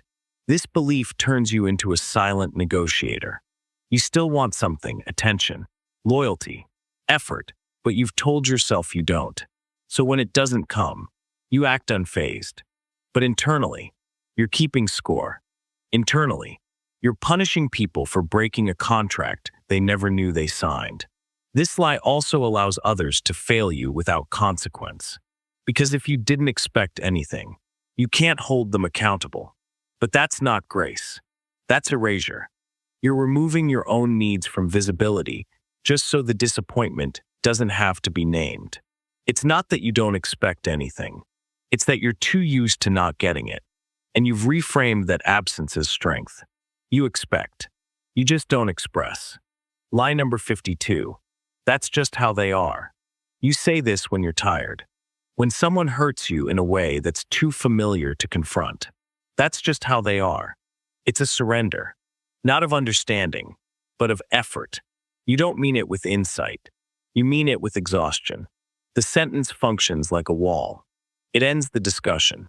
It stops you from asking them to change, from holding them responsible, from admitting that this version of them is unacceptable. And that saying so might fracture something you depend on. You want the relationship to continue, so you protect it by framing the harm as personality, not behavior. That way, you don't have to ask for change. You can pretend it's fixed, like height, like eye color, immutable, off limits for critique. But this lie is corrosive. It allows bad patterns to solidify. It allows you to adapt around dysfunction rather than address it. You make yourself smaller so the relationship can remain whole. And when others try to intervene, you defend the person causing harm, not because you agree with them, but because the cost of disagreement feels bigger than the cost of accommodation. Saying, that's just how they are, isn't acceptance. It's avoidance. You're not seeing them clearly. You're seeing what you're willing to tolerate and naming it inevitable. But inevitability is a story, one you're telling to survive the absence of boundaries. Lie number 53. I don't need anyone. It sounds strong, independent, self-contained. I don't need anyone. You say it after being let down, after too many disappointments, after realizing your vulnerability wasn't met with care. But needing no one isn't a truth. It's a survival mechanism. This lie protects you from exposure. If you admit that you need people, emotionally, practically, relationally, you become dependent on something you can't control. You become susceptible to abandonment, betrayal, inconsistency. So you remove the variable. You deny the need. But removing the word doesn't remove the architecture. Human connection isn't optional. It's structural. Every person is shaped by interaction, response, reflection. You don't stop needing others by declaring independence. You just start seeking connection in less direct, more complicated ways. You perform hyper-independence. You overfunction. You hide your preferences. You present yourself as someone who is always fine. But the absence of visible need doesn't mean there's no desire underneath it. It just means you've buried it deep enough to stop being disappointed by its absence. You weren't born like this. You became this way through repetition, through watching your needs go unmet, or used against you, or minimized. Eventually, you learned that needing people wasn't just painful, it was dangerous. So you adapted. You made self-sufficiency a virtue. You made detachment your safety net. But the consequence is isolation. Not the kind that gives you peace. The kind that makes closeness feel unsafe, even when it's healthy. You still need people. You've just stopped admitting it. Lie number 54. I'm being neutral. Neutrality feels like a moral high ground. You're not taking sides. You're being fair. I'm being neutral. But neutrality isn't always what you think it is. Often, it's just distance disguised as principle. A refusal to engage framed as objectivity. When something harmful happens, when someone crosses a line, when a group is being mistreated, when someone's dignity is violated, you say you're neutral. But neutrality in those moments isn't impartiality. It's alignment with the status quo, with the stronger side, with an action. You convince yourself that speaking up would be messy, that it's not your place, that you don't know enough. But those are excuses. What you're avoiding isn't complexity. You're avoiding discomfort. You're avoiding being seen as someone who takes a stand and risks the fallout. Neutrality allows you to protect your image. You're not accused of anything. You're not exposed to judgment. You get to keep your hands clean while harm happens in front of you. And you call that balance. But silence isn't neutral. Detachment isn't neutral. They are responses. And those responses have consequences. The lie isn't just about external situations. It plays out internally too. You try to stay emotionally neutral in relationships, in conflict, in grief. You pretend not to feel too much so that others feel more comfortable. But neutrality becomes a mask. And behind that mask is a person slowly losing contact with what they actually believe, want, or feel. You're not being neutral. You're avoiding being seen choosing. Lie number 55. I'm used to it. You say it when someone asks if something bothers you, when you're treated poorly, when you're dismissed or overlooked. I'm used to it. It sounds like resilience, like adaptation. But what it actually reveals is resignation. Being used to something doesn't make it okay. Familiarity is not justification. But the more you say it, the more you train others and yourself to see harm as background noise, to see disrespect as routine, to treat it like weather. You weren't always used to it. There was a time when it startled you, when it hurt in ways that made you pause. But over time, repetition did what it always does. It normalized the experience. You began to treat the unacceptable as expected. And now, you mistake that adaptation for strength. This lie also protects those around you. If you're used to it, then they don't have to apologize. They don't have to change. They don't even have to notice. Your endurance becomes a convenience. The deeper cost is personal. You lose the ability to measure impact accurately. You stop identifying mistreatment as mistreatment. You downregulate your own nervous system until numbness feels like peace. But numbness is not peace. It's absence. You're not used to it. You're just exhausted from expecting it to stop. Lie number 56. I don't care what people think. It's a sentence you say when you're trying to reclaim control. When criticism cuts too deep. When rejection feels personal. I don't care what people think. But the very need to say that sentence proves the opposite. If you didn't care, you wouldn't be defending yourself against the perception in the first place. People care what others think because they're wired to. Approval is tied to survival. Belonging is not optional, it's evolutionary. What changes over time isn't the need, but the strategy to cope with its absence. You say you don't care, but you still scan for validation. You still read subtext. You still explain more than you need to, and feel quiet shame when you don't get the reaction you were hoping for. You pretend their opinion doesn't matter, but when they pull back or go silent, it changes how you feel about yourself. This lie is a defensive posture. You've been shaped too many times by judgment. So now, rather than admit the weight of other people's views, you reject them wholesale. You call detachment power. But it's just a shield that leaves you isolated and overcorrected. When people truly stop caring what others think, they don't announce it. They just behave accordingly. They don't post about it. They don't weaponize it. They simply stop living inside the imagined eyes of others. You care. You've just learned to package that care in denial. Lie number 57. I wouldn't do that to someone. It's a self-assessment, a moral declaration. You hear about someone betraying, manipulating, abandoning, and you think, I wouldn't do that to someone. But what you mean is, I haven't done that yet. The potential for harm isn't something you're exempt from. It's just something you haven't been forced to confront. Most people overestimate their goodness because they underestimate the conditions that change behavior. Stress, fear, shame, desire, the right situation, the right power imbalance, and the boundaries you think are solid can start to move. You think you're immune because you haven't seen yourself at the edge. But morality isn't proven by what you avoid. It's proven by what you almost do. And most people don't stick around long enough in that moment to find out what their limits really are. This lie comforts you.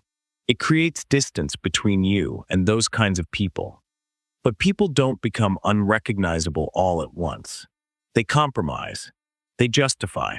They minimize. And so could you. You haven't done it. But that doesn't mean you wouldn't. That's what makes this lie dangerous. You believe your internal narrative over your latent capacity.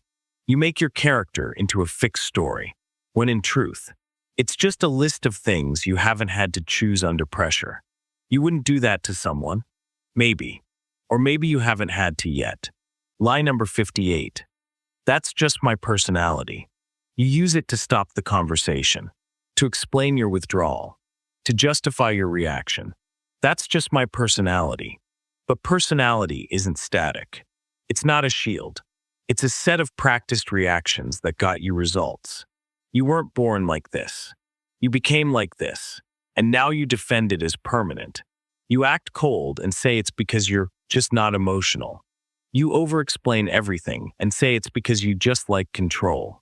You fear conflict and say it's because you're just easygoing. But what you're calling personality is often adaptation, conditioning, strategy.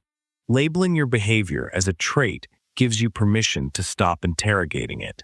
You make it who you are, so you don't have to ask why you act that way. It becomes identity, not choice. But that framing prevents change.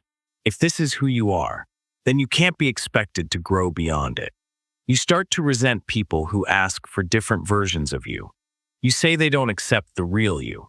But maybe they're seeing a version of you that was built for survival, not connection. This lie creates comfort, but it also creates rigidity. You trade curiosity for certainty. You limit your future to protect your past. It's not your personality. It's your pattern. And patterns can change if you stop defending them as destiny. Lie number 59. They didn't mean to hurt me. You repeat it to soften the blow, to make pain more digestible. They didn't mean to hurt me, but intention isn't the point. Impact is, whether they meant to or not. The damage is already done, and the consequences don't wait for moral clarification. People excuse harm through motive. If it wasn't done maliciously, then it doesn't have to be processed as real. You can keep loving them. You can keep the system intact. You can avoid reevaluating everything they are to you. It becomes a shield, not for them, but for your idea of safety. You tell yourself they didn't mean it, so you don't have to act. Because if they did mean it, now you have to leave. Set a boundary. Make it messy. It's easier to stay confused than to move. So you reframe the violation as an accident, as poor judgment, as a moment of stress. Anything but deliberate harm. But pain doesn't require intent to exist. The body doesn't care why they said what they said. The nervous system doesn't ask if they were tired that day. The trauma doesn't need a villain. It just needs repetition. And once that repetition starts, it doesn't stop to check for good intentions. Even more, this lie permits recurrence. If harm isn't tied to responsibility, then it can be forgiven indefinitely. The harm becomes your problem to emotionally process, while they get to continue unexamined. They hurt you, and you become their apologist. You want to believe they didn't mean to hurt you, but that doesn't make you less hurt. It just makes you less likely to say it out loud. Lie number 60. That's in the past. You say it to end a conversation, internally or externally. That's in the past. You treat time as if it neutralizes impact. You assume something's age makes it irrelevant. But the brain doesn't move chronologically. It moves by association. What happened 10 years ago can still control today. A comment, a silence, a decision. If it hasn't been metabolized, it hasn't been resolved. The only thing that changed was the date.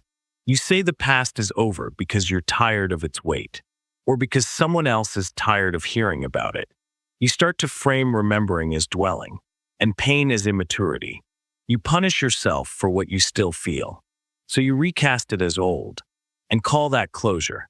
But time does nothing without processing, without confrontation, without witnessing. A wound doesn't heal just because the clock moves. It heals when it's allowed to exist, fully, honestly, repeatedly, until it loses power. And most people don't get that chance. They don't get heard. They get timed out.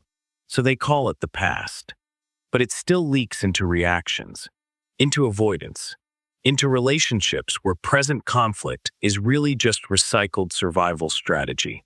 The past doesn't vanish. It reconfigures. You either deal with it consciously or relive it unconsciously. You say it's in the past. But what you mean is, I'm pretending it no longer matters so I can function. Line number 61. I know myself. You say it with certainty. As identity. As protection. I know myself. But what you call self-awareness is often just comfort with your current story.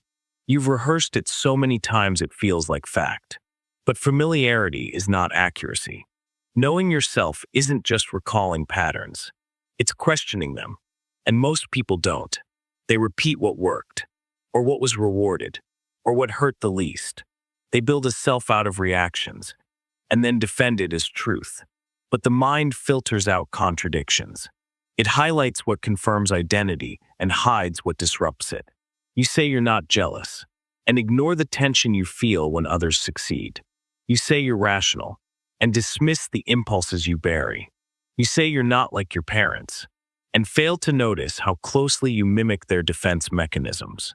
What you know about yourself is based on access, and most of your inner world has been locked behind repetition, trauma, avoidance, and environment. You didn't become you by exploring all options. You became you by default. And once you chose that version, you stopped looking. This lie hardens over time. It makes you predictable to yourself. But that predictability isn't clarity. It's stasis. You stop growing when you mistake comfort for completion. You say you know yourself. But what you really know is who you've needed to be to survive so far. Lie number 62. I have nothing left to say.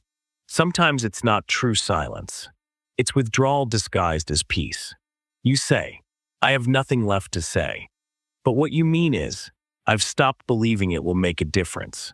The energy to speak is still there. It's just been rerouted into suppression. This lie forms when repetition turns into exhaustion. You've tried. You explained your needs.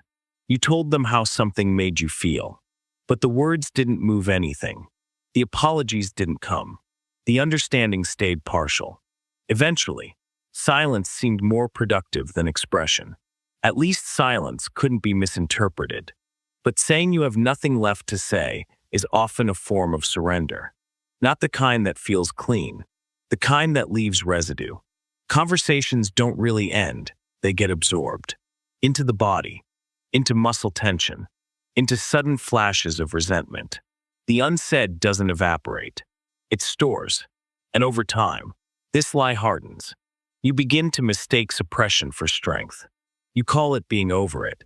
You say you've let it go. But letting go requires acknowledgement. This version is just internal exile. The truth is still there. It's just no longer permitted to speak. People around you may believe the silence is maturity. They may think the topic has resolved. But what really happened is avoidance dressed as peace. Your quiet is strategic. You've learned that saying less causes less friction. So now you measure safety by how little you reveal. Eventually, you stop rehearsing what you wish you'd said. Not because you found clarity, but because the internal script no longer seems worth editing. You numb it out. But numbness isn't proof of healing. It's just proof that pain has moved deeper underground. You have plenty left to say. You're just done letting it fall on people who won't listen. Lie number 63. I'm not avoiding anything. Avoidance is rarely dramatic. It doesn't announce itself. It doesn't always look like escape. Sometimes, it looks like routine, like discipline, like a calendar full of obligations that somehow never include the one thing you know you need to face. You tell yourself you're not avoiding anything, that you're just focused, just tired, just not ready. But readiness is often a stall. Most people never feel ready to confront the thing that disturbs their stability. So they call delay strategy. And they keep pushing back the confrontation until it begins to rot quietly beneath the surface. Avoidance doesn't require visible panic. It just requires subtle redirection. You'll think about the other task. You'll clean something. You'll sleep more. Scroll more. Work late. You'll do anything to avoid sitting still with the thing that's growing teeth in your mind. And the more you avoid it, the more normalized it becomes. You build an entire identity around high-functioning delay. You become someone who is always about to do the hard thing. Someone who is just figuring it out. Someone who is always almost ready. This lie is effective because it cloaks fear in responsibility. You seem like someone who's pacing themselves. But what you're doing is looping, circling around a core truth you've decided is too dangerous to speak aloud. And eventually, you forget what the original confrontation even was. You just keep running the routines. But your nervous system remembers. It knows what you're skipping. It reacts in small cracks, overreactions, random tension, quiet irritability. All of it signaling that something unresolved has been renamed not urgent. You are avoiding something. You've just developed enough skill to make it look like control. Lie number 64. I'm okay with this. This lie doesn't always show up loudly. It often arrives in a soft shrug. It's fine. I'm okay with this. But what you're calling acceptance is often just internal negotiation. You're not okay. You've just decided that expressing it costs more than swallowing it. You say you're okay with it when the alternative would require confrontation, when speaking up would make things uncomfortable. You say it to maintain peace. But the peace is external. Internally, there's tension, something misaligned, something stretching too far. You agree to terms that don't serve you. Stay in roles that feel hollow. Say yes when you want to say no. And then you repeat this sentence until it sounds true. It never feels true, but it keeps things intact. It keeps you from being labeled difficult. Over time, this lie rewires how you experience discomfort. Instead of pushing back, you fold.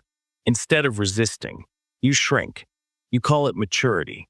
But what it really is disappearance, piece by piece. You give things up and tell yourself they weren't essential. You learn to survive by adjusting your expectations downward. You stop wanting as much, asking as much, expressing as much. And in doing so, you become tolerable to systems that never had space for your full presence. Eventually, you become fluent in suppression. You don't just say you're okay. You start believing that discomfort is your baseline. You forget what he's felt like. But underneath that is still a truth that never stopped signaling. It just got quieter. You're not okay with this. You just practiced silence long enough that it started sounding like peace. Lie number 65. I don't regret anything. It's a line people say with pride, as if regret implies weakness, as if reflection is disloyalty to survival. I don't regret anything, but regret isn't a flaw in your thinking.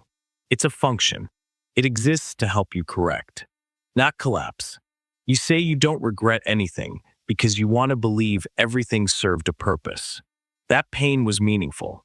That decisions, even if they hurt, led you to growth. But most of what you've done didn't teach you anything except what to avoid next time. And sometimes, you didn't even learn that. You frame all experiences as lessons to protect yourself from the truth that some actions just caused harm. Some choices didn't need to be made. Some detours led to nothing but damage. And admitting that doesn't make you weak, it makes you honest. But this lie gives you emotional immunity. It lets you escape the discomfort of hindsight. It lets you say you'd do it all the same, even though part of you knows you wouldn't. You revise the narrative until even the avoidable mistakes become necessary. That rewriting gives you a false sense of coherence, but it also makes you resistant to change. If you regret nothing, then you believe you had no missteps, no blind spots, no patterns worth dismantling. That kind of certainty isn't confidence. It's paralysis. Regret is painful, yes, but pain is not the enemy. It's information. Ignoring it doesn't make you stronger. It just keeps you disconnected from the cost of your own story. You do regret something. You just renamed it. Lie number 66. That doesn't bother me anymore. Some pain doesn't fade. It just gets quieter. And when you say, that doesn't bother me anymore, what you often mean is, I've stopped talking about it. It's not that the event lost its weight.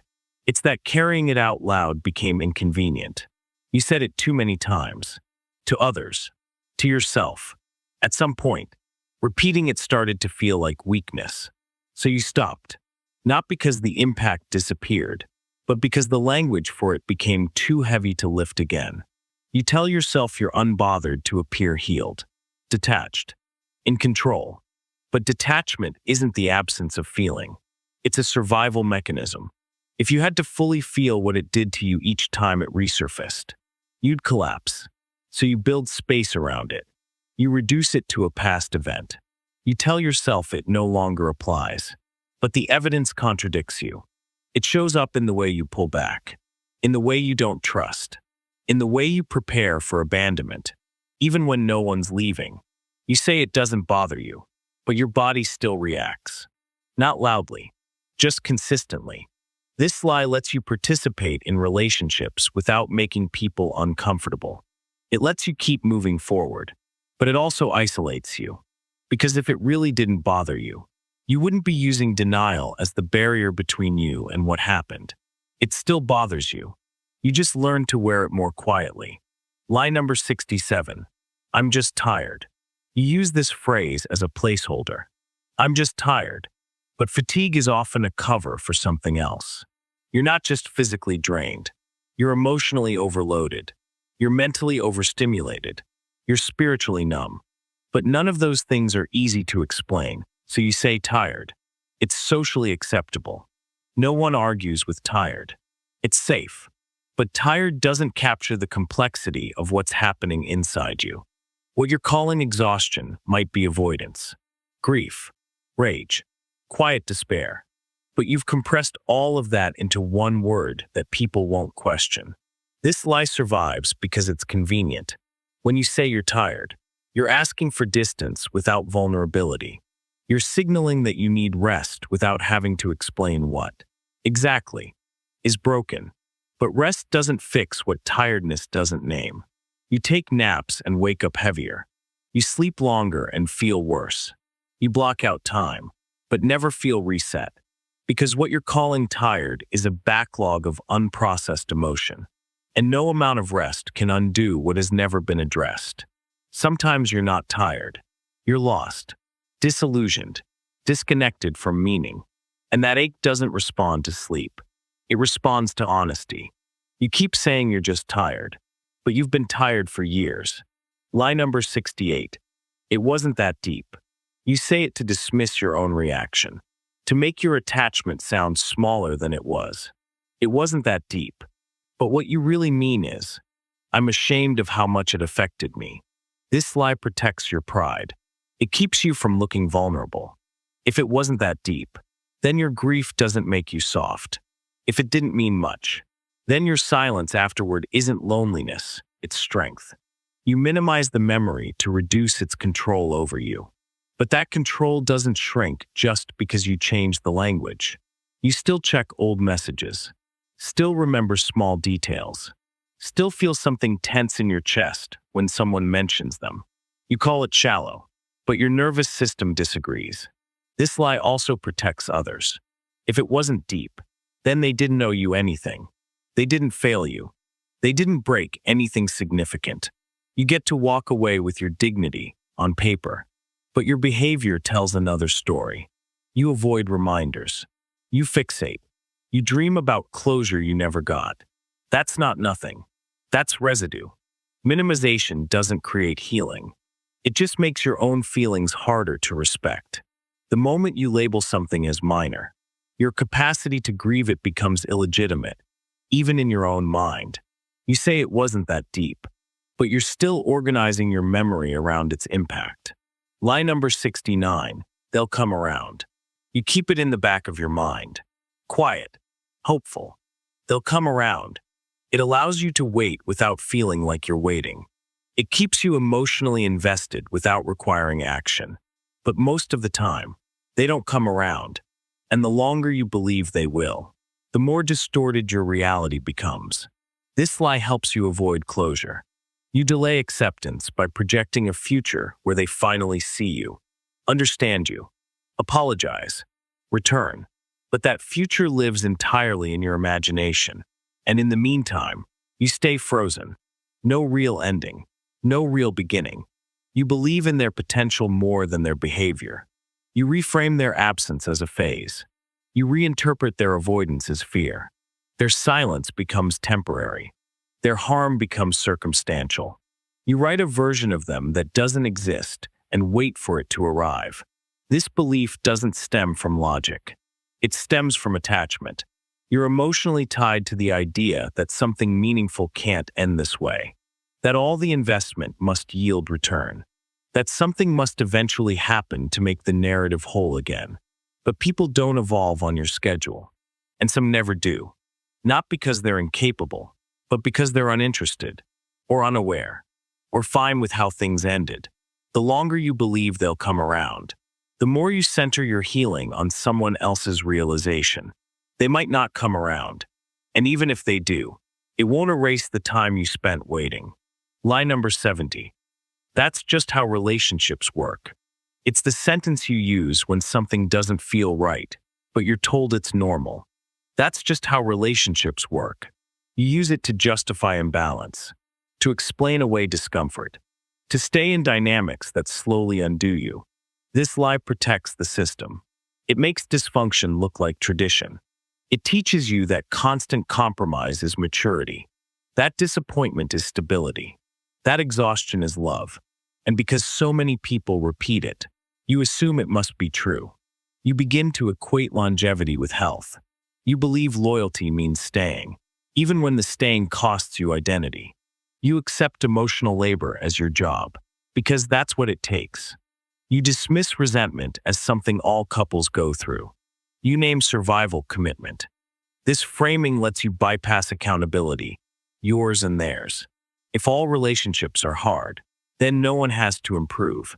If struggle is baked into the model, then suffering becomes structure. It becomes something to manage, not question. And so you build a life around endurance, around emotional resignation, around slowly lowering your expectations so that the dysfunction feels tolerable.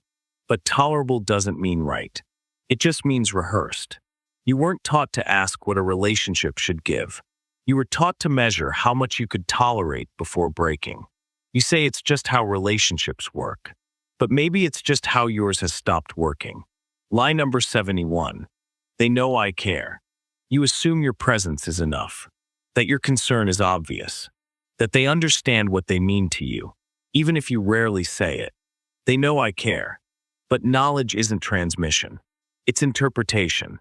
And you're confusing internal feeling with external clarity. You care, but that care is invisible unless expressed. And expression isn't the occasional gesture or general proximity. It's communication, direct, consistent, verified.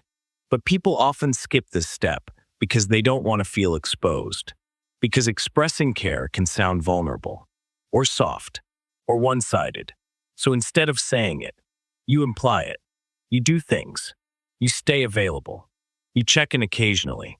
And then you assume they've added it up correctly. But people don't compute emotion like that. They're dealing with their own uncertainties, their own assumptions about what silence means. And when the connection fades, when resentment grows, when someone says, "I didn't know you cared," You feel confused, defensive, maybe even insulted, because in your mind, it was obvious. But obvious to you doesn't equal understood by them. This lie protects passivity. It allows you to feel emotionally generous without taking emotional risk. You get to feel safe while still imagining you're being clear. But emotional safety is not emotional delivery. And when the relationship breaks, this lie leaves you empty. Because now it's too late to explain what you thought they already knew. And they're not coming back to ask for clarification. They didn't know you cared. They only knew what you told them. And what you showed wasn't enough. Lie number 72. I don't have time for this. You use it as a dismissal, a boundary, a justification. I don't have time for this. But what you often mean is, I don't want to deal with what this will require me to confront. It's not about minutes. It's about discomfort. Time is rarely the actual problem. What's limited is bandwidth, willingness, capacity for confrontation. And instead of saying that, you reduce it to a resource issue. It sounds reasonable, but it's evasive. You avoid conversations, decisions, introspection, not because the clock is against you, but because clarity threatens your current position. You've built something that depends on certain truths staying buried. And this conversation, this moment, risks unearthing them. So you minimize it. You say you're too busy.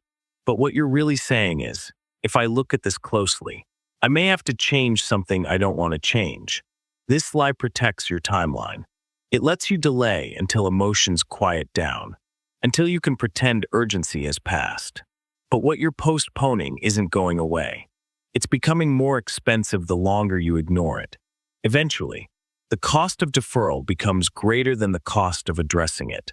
But by then, you've trained yourself to treat every confrontation as an interruption. You do have time. You just don't want what comes after this conversation. Lie number 73. They should know better. You assign them knowledge they never confirmed having. They should know better. It sounds fair, but it's a projection. You're confusing what you think is obvious with what they've actually learned, realized, or internalized. You believe certain behaviors are common sense. Certain boundaries should be intuitive. Certain decencies shouldn't have to be taught. But should doesn't translate into do. People act based on modeling, reinforcement, survival, not principle. When someone violates a boundary, you don't ask whether they understood it. You assume they did, and then conclude that the breach was willful. Maybe it was, but maybe it wasn't. And this lie stops you from distinguishing between ignorance and malice. You don't want to explain again. You don't want to clarify something that feels fundamental. You want people to meet you where you are. But they're not starting from your blueprint. They're starting from theirs. This belief also absolves you from responsibility. If they should know, then you don't have to say it, or set it, or enforce it. You can just react to the violation as if it confirms their character. But people don't operate on your assumptions.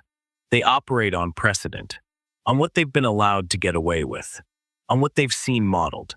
If you never showed them the line, and never enforced it when crossed, they may never even notice it existed. They didn't know better. You just needed them to.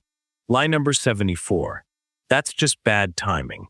You reach for it when something doesn't work out, when you lose a chance, a relationship, an opportunity. It was just bad timing. It's a way to keep hope alive without having to look at what really happened. But timing rarely operates alone. Most of the time, it's a placeholder for truth you don't want to face. This lie softens failure. It makes disappointment feel circumstantial, not personal. You tell yourself if the situation had occurred 6 months earlier or later, everything would have worked. But this bypasses responsibility. It removes the actual reasons, emotional unreadiness, conflicting values, avoidance, fear, and blames the calendar. It also allows you to hold on to people longer than you should. You convince yourself they would have loved you under different conditions. You imagine parallel versions of your life where things align perfectly. And you wait, subconsciously or not, for that imaginary alignment to become real. But timing isn't what breaks most things. Timing is a mask for incompatibility, for missed effort, for mismatched needs. The version of you that would have made it work didn't exist then, and neither did the version of them you imagined. This lie lets you romanticize what was never sustainable. It turns failure into fantasy, and by doing so, it prevents you from processing what actually happened, so you can stop replaying it. It wasn't timing. It was reality. Lie number 75. I've let it go. You want it to be true, that the anger is gone, that the pain has passed. I've let it go. But most people don't let go. They compartmentalize. They minimize. They reroute the memory so it doesn't interfere with daily life, but it's still there, just not speaking. Letting go isn't an intellectual event. It's not the result of a single realization or a decision made during reflection. It's a long, slow rewiring. It takes effort, confrontation, accountability, and most people don't go through all of that. They just get tired of thinking about it and mistake fatigue for healing. This lie allows you to function without confronting.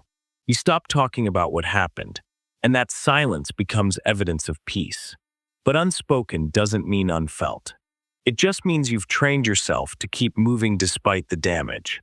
It shows up in resentment that doesn't match the moment, in sarcasm that lands too hard, in a deep sense of mistrust you can't quite explain.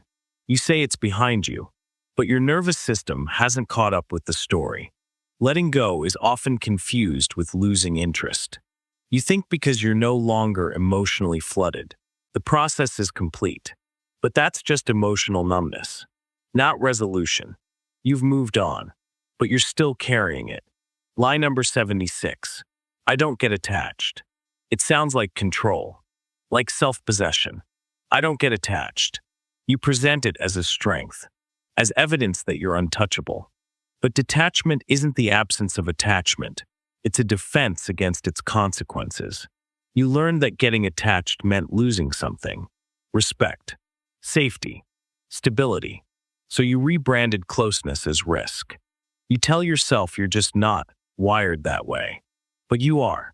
You're just avoiding the fallout. This lie manifests as distance, as coolness. You become overly independent. But not because you don't need people, because needing them feels unsafe. You disconnect before connection gets complicated. You exit first, so you don't have to feel left behind. You confuse self-reliance with isolation. You say you like space, but that space becomes armor. You say you're emotionally chill, but really you're emotionally locked down. Attachment never stopped happening. It just happened in silence, with no permission to express itself. Over time, this lie reshapes your relationships. People stay confused about where they stand with you. You offer connection in fragments. You give just enough to be present, but never enough to be understood. You control affection like a tap, available, but never free-flowing. And all the while, you think you've won, that you've outgrown need. But what you've really done is deny how human you still are. You do get attached. You've just designed your life around hiding it. Lie number 77. I'm not looking for anything right now. You say it to draw a boundary, to set expectations, to avoid risk. I'm not looking for anything right now. But more often than not, this isn't clarity, it's preemptive withdrawal. A way to engage without vulnerability. A way to stay close while never becoming exposed. This lie makes you feel safe. It lets you participate without commitment. You get the benefits of interaction, companionship, validation, attention, without the pressure to reciprocate deeply. And if someone starts expecting more, you point to your disclaimer. I told you I wasn't looking for anything. But just because you're not looking doesn't mean you're not hoping, or needing, or reacting. The desire is still there. You just don't want to take responsibility for it. You're afraid of investment, afraid of what happens when you care and it doesn't work. So instead, you frame your avoidance as intention. You make detachment look like maturity. This lie also keeps you insulated from your own desires. If you're not looking, then you don't have to admit what you're missing. You don't have to acknowledge that you still crave connection. still ache to be seen, still want something to land and stay. It's easier to say you're not seeking anything than to admit that what you want still feels out of reach. You're looking. You've just taught yourself not to admit it. Lie number 78. I'll deal with it later. This isn't procrastination in the traditional sense. It's emotional deferral. I'll deal with it later is how you avoid confronting pain without appearing negligent. You're not ignoring the issue. You're just placing it somewhere in the vague future where it can't reach you yet. But later rarely comes. The things you delay tend to root themselves more deeply. You think they'll be easier to handle once you've rested, once the timing is better, once everything else calms down. But they don't become simpler. They become embedded. This life feels functional. You still plan. You still organize. You still appear responsible. But what you're actually doing is postponing the discomfort that clarity requires. You don't want to feel what happens when you face it now, so you lie to yourself about emotional timing. The irony is that while you defer it, the thing you're avoiding continues to affect your choices. You hesitate in conversations. You walk on edge. You overreact to unrelated stressors. It's still there, just disguised as something else. Eventually, you forget what the original issue even was. It gets folded into your personality, into your stress baseline, into your worldview. And now it's harder to extract, because you've built your daily life around avoiding it. You're not going to deal with it later. You're going to carry it until something breaks. Lie number 79. That's just how I talk. You use it when someone calls out the sharpness, the dismissal, the passive aggression. That's just how I talk. You make tone a personality trait. You turn communication into a fixed style rather than a modifiable behavior. But language is never neutral. It always transmits something beyond the words. Tone conveys respect, presence, awareness. And when you dismiss criticism with this phrase, what you're really doing is refusing accountability for your impact. This lie protects you from having to self-monitor, from examining how your words land, from asking whether your delivery matches your intention. It's easier to say it's just your way than to explore whether your way is causing harm. It also allows you to control the environment.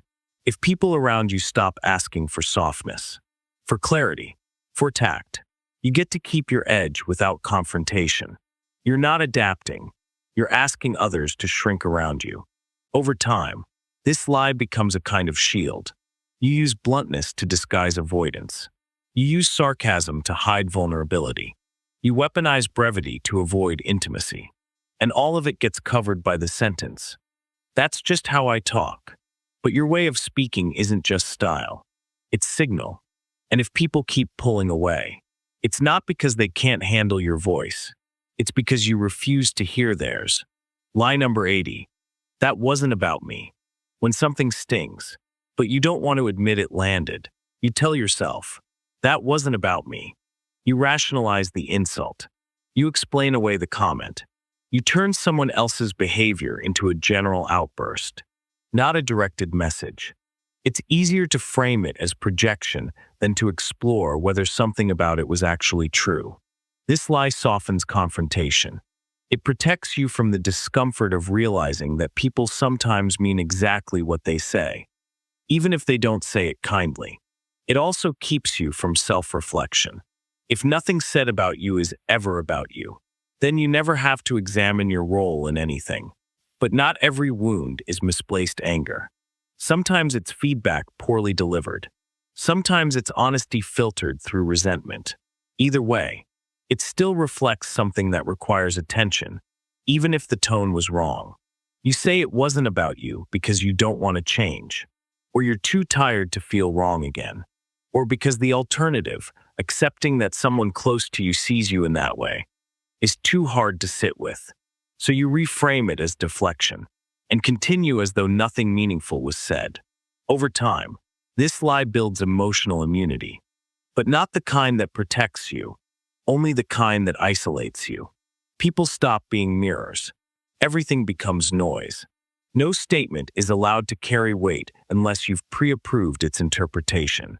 But if you keep saying, That wasn't about me. You lose the opportunity to grow.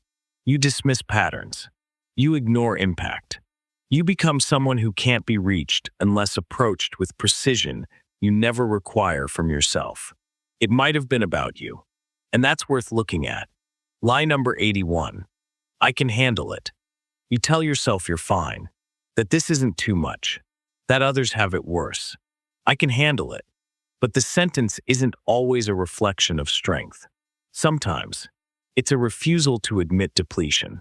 You say it because collapsing feels dangerous, because falling apart would require too much repair. So you keep going. You adjust. You minimize. You tell yourself it's not that bad, because if it were, you'd have to do something about it. And doing something feels harder than enduring it. This lie thrives in high-functioning people. You look capable. You meet deadlines. You don't cry in public. But internally, you're cycling. Your system is overloaded. You've normalized the panic, the fatigue, the resentment. You say it's manageable, but it's only manageable because you've stopped expecting anything to feel different. You fear the alternatives. Admitting that you're not okay would mean asking for help, setting limits, possibly letting people down. You equate collapse with failure. So instead, you rehearse resilience. You wear exhaustion like a medal. But being able to function isn't the same as being well. I can handle it doesn't mean you should. It just means you've trained yourself not to break. And that training comes at a cost: emotional burnout, disconnection, delayed collapse. Eventually, you don't recognize what thriving looks like. You confuse survival with stability. And you tell yourself that managing pain is the same as healing from it. You can handle it, but you shouldn't have to alone. Lie number 82. It's not that big of a deal. You feel it, but you downplay it. You tell yourself, it's not that big of a deal. You think if you shrink the story, the feeling will shrink too. But minimizing pain doesn't erase it. It just pushes it out of sight until it accumulates in other ways. You use this lie when you're afraid of looking sensitive, when you've been told your reactions are too much, when you've learned that expressing hurt leads to discomfort, either yours or someone else's. So now you compress everything. You put your pain in a smaller box, hoping it'll eventually disappear. But what you're shrinking isn't the event, it's your voice. You mute the part of you that's asking to be seen. You stop naming the small cuts. And those cuts don't heal, they stack. You keep saying things are fine, until one day, they're not. And no one around you understands the explosion, because they never saw the buildup. This lie also teaches you to mistrust your own reactions. You become someone who invalidates yourself in real time. The moment something hurts, your next thought is whether that hurt is justified. You become a gatekeeper for your own emotional access. Over time, you numb out. You think you've toughened up, but you've just grown silent, detached, unsure of what actually deserves attention anymore. It was a big deal. Maybe not to them, but it was to you. And that's enough. Lie number 83. I can separate my feelings from my decisions. It sounds responsible, mature. I can separate my feelings from my decisions. But in practice, you rarely do. Emotion and decision-making are not isolated functions. They are layered, intertwined, and constantly feeding back into each other.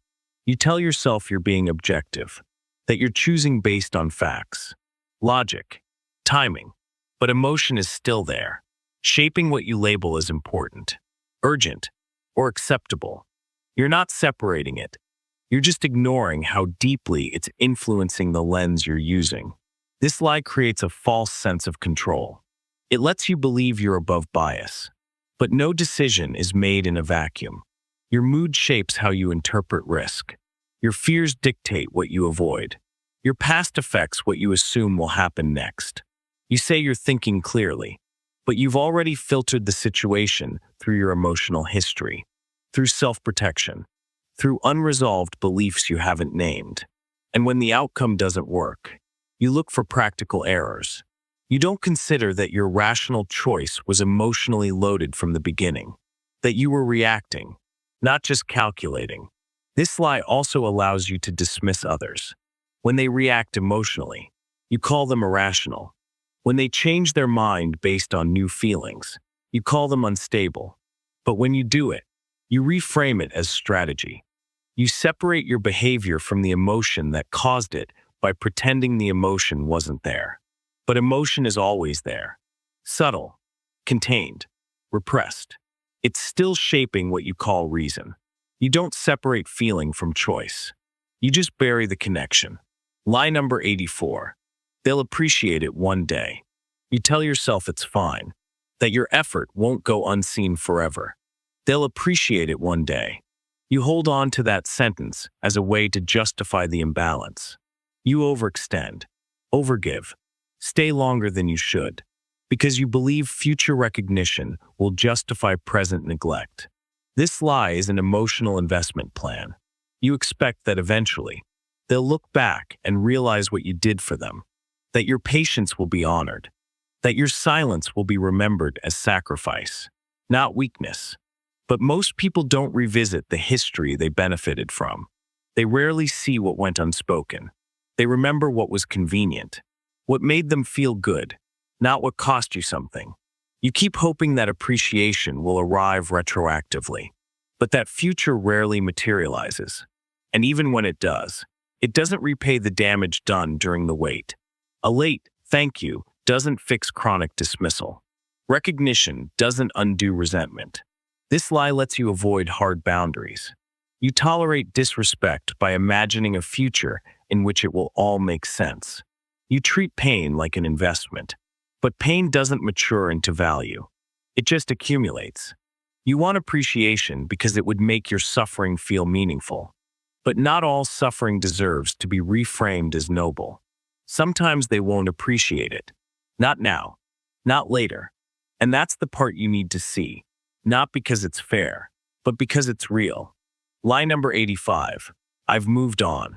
You say it quickly, with force, as if saying it fast enough makes it true. I've moved on, but what you've done is step away, not through. You've created distance, not resolution. Moving on isn't just about time, or space, or distraction. It's about processing, naming, feeling. And most people don't want to do that. They want to skip the ache, so they rename avoidance as closure. This lie gives you functional silence. You stop checking their profile. You delete the pictures. You don't bring it up. But silence isn't proof. It's just absence. And absence isn't healing. You act like they no longer affect you. But your next relationship carries the residue. Your defensiveness is sharper. Your trust comes slower. Your fear of abandonment hides under new logic. You say you've moved on, but you're still reacting to a ghost. This lie also keeps you from grieving. If you've moved on, then there's no reason to feel sad anymore. No reason to feel angry. But those feelings still exist. They just express themselves through cynicism, emotional distance, premature detachment from new people. You want to be done with the story, but being done takes more than time.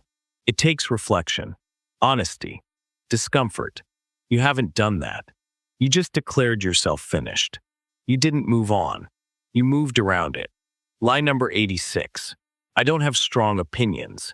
You say it in group settings, during conflict. When asked what you think, I don't have strong opinions. It makes you look neutral, flexible, easygoing. But neutrality is often a cover, not for peace, but for fear. You've learned that taking a position leads to friction. That's saying what you believe invites challenge, risk, or rejection. So now you call your avoidance of conflict a personality trait. You present indecision as open-mindedness. But it's not openness. It's hesitation masked as humility. This lie keeps you from choosing, from being known, from being held accountable. If you don't have strong opinions, no one can be disappointed in you. No one can argue with you. No one can use your views against you later. You may believe you're being adaptable, but you're also erasing yourself in real time. You end up nodding through conversations where you disagree. You exit rooms with opinions you didn't express. You tell yourself it wasn't worth it, but what you're really saying is, I didn't feel safe enough to exist here. And this isn't about every topic. You do have opinions. About loyalty. About fairness. About things people say and how they say them. But you've trained yourself not to speak unless you're certain your words will be accepted. That's not wisdom. That's rehearsal. Over time, this lie becomes a full performance. You move through life watching others define the terms, while you remain non-committal. But being easy to get along with is not the same as being real. You have strong opinions. You just stopped letting yourself hear them. Lie number 87. I'm not jealous. I just don't like them. You see someone succeed, be noticed, get chosen, and something sharp stirs in you. But you don't call it jealousy. You reframe it as character judgment. I just don't like them. That way, the discomfort feels moral, not emotional. This lie is a rebranding. It lets you dismiss your reaction without investigating it. If it's about them, you don't have to ask what's unresolved in you. So instead of admitting envy, you find reasons to dislike them.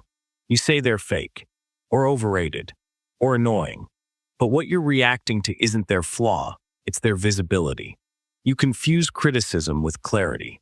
You think because you can list their shortcomings, your reaction must be justified. But the hostility arrived first. The reasoning came later. You built the judgment to support the emotion, not the other way around. And it's not about wanting what they have exactly. It's about what it means. Approval, attention, belonging. You're not mad at them. You're mad at what their success reflects about your silence, your effort, your position in the room. This lie protects your pride. It allows you to stay superior instead of vulnerable. But it also keeps you disconnected from the truth that you're not indifferent. You're invested, just quietly, painfully. In comparison, you don't admit you're still doing. You don't just dislike them.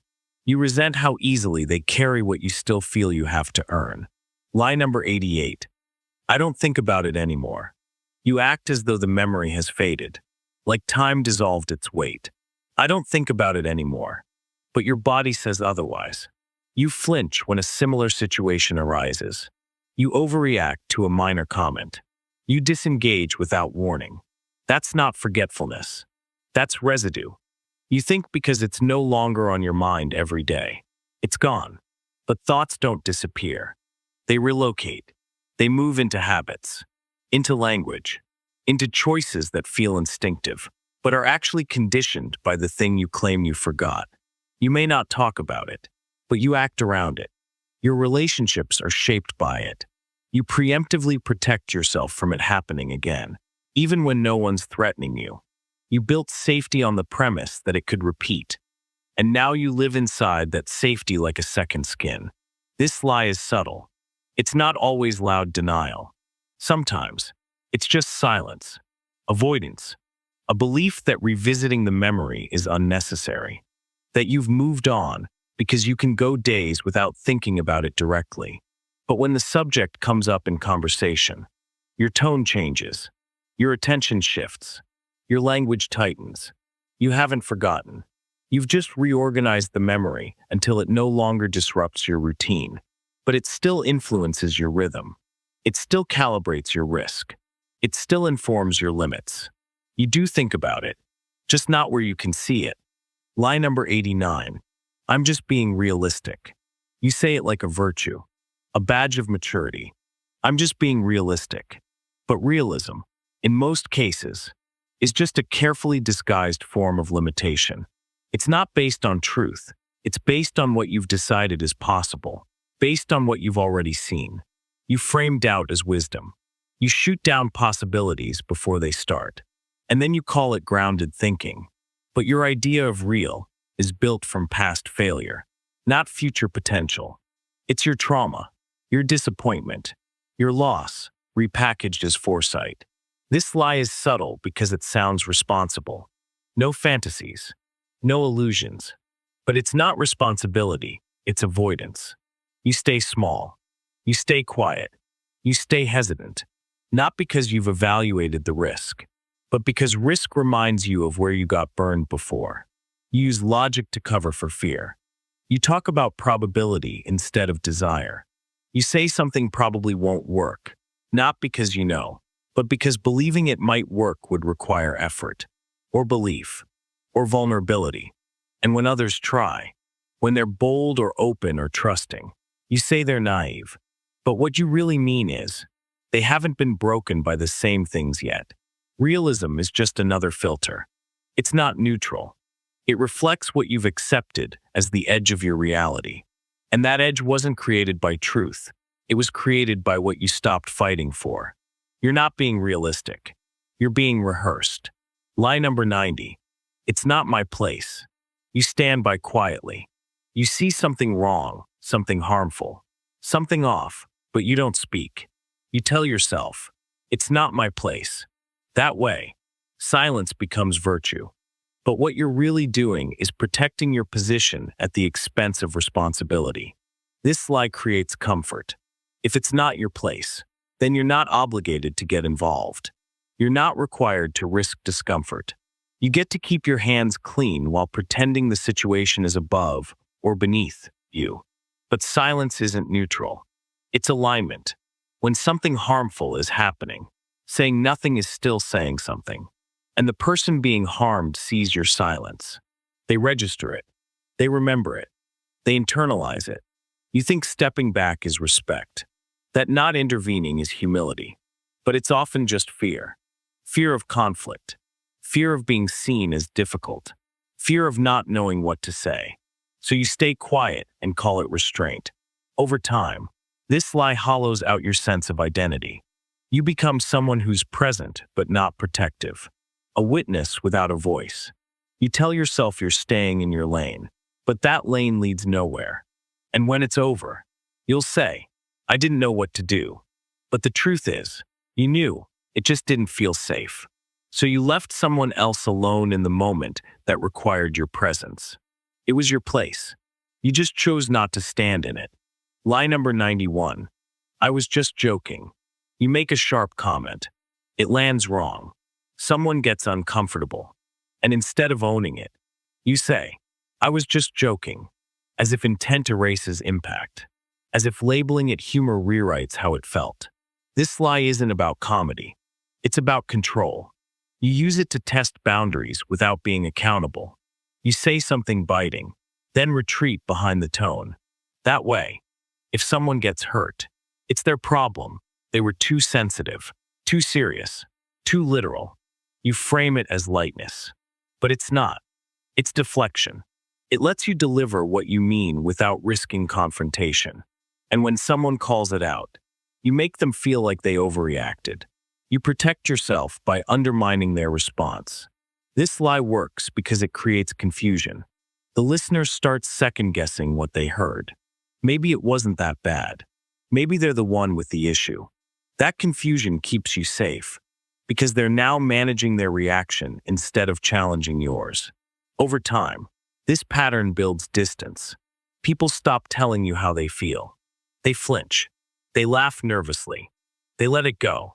But they remember. And eventually, they leave. Not loudly, quietly. Because they realize the joke was never harmless. It was camouflage. You weren't joking.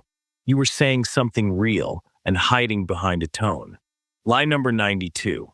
I don't need closure. You stop the conversation. You stop asking questions. You tell yourself, I don't need closure. It sounds strong, detached, above the mess. But in reality, you're still spinning, still filling in blanks, still haunted by what wasn't explained. This lie is a shortcut. Closure is uncomfortable. It requires honesty, yours and theirs. And you've already decided that conversation won't happen, or it won't give you what you want. So instead of dealing with that uncertainty, you shut the door yourself, or at least pretend you have. You say you're past it, that you've let it go, but you still check their status. Still imagine what you would have said if they gave you the space. Still replay the last moment, editing your reaction into something stronger or colder or more in control. You say you don't need closure, but you're rehearsing it privately every day. Closure isn't about getting an apology. It's not about mutual understanding. It's about reality, about naming what actually happened so your brain can stop trying to fix it through fantasy. Without that, the story stays open, and every silence becomes a blank page your mind keeps rewriting.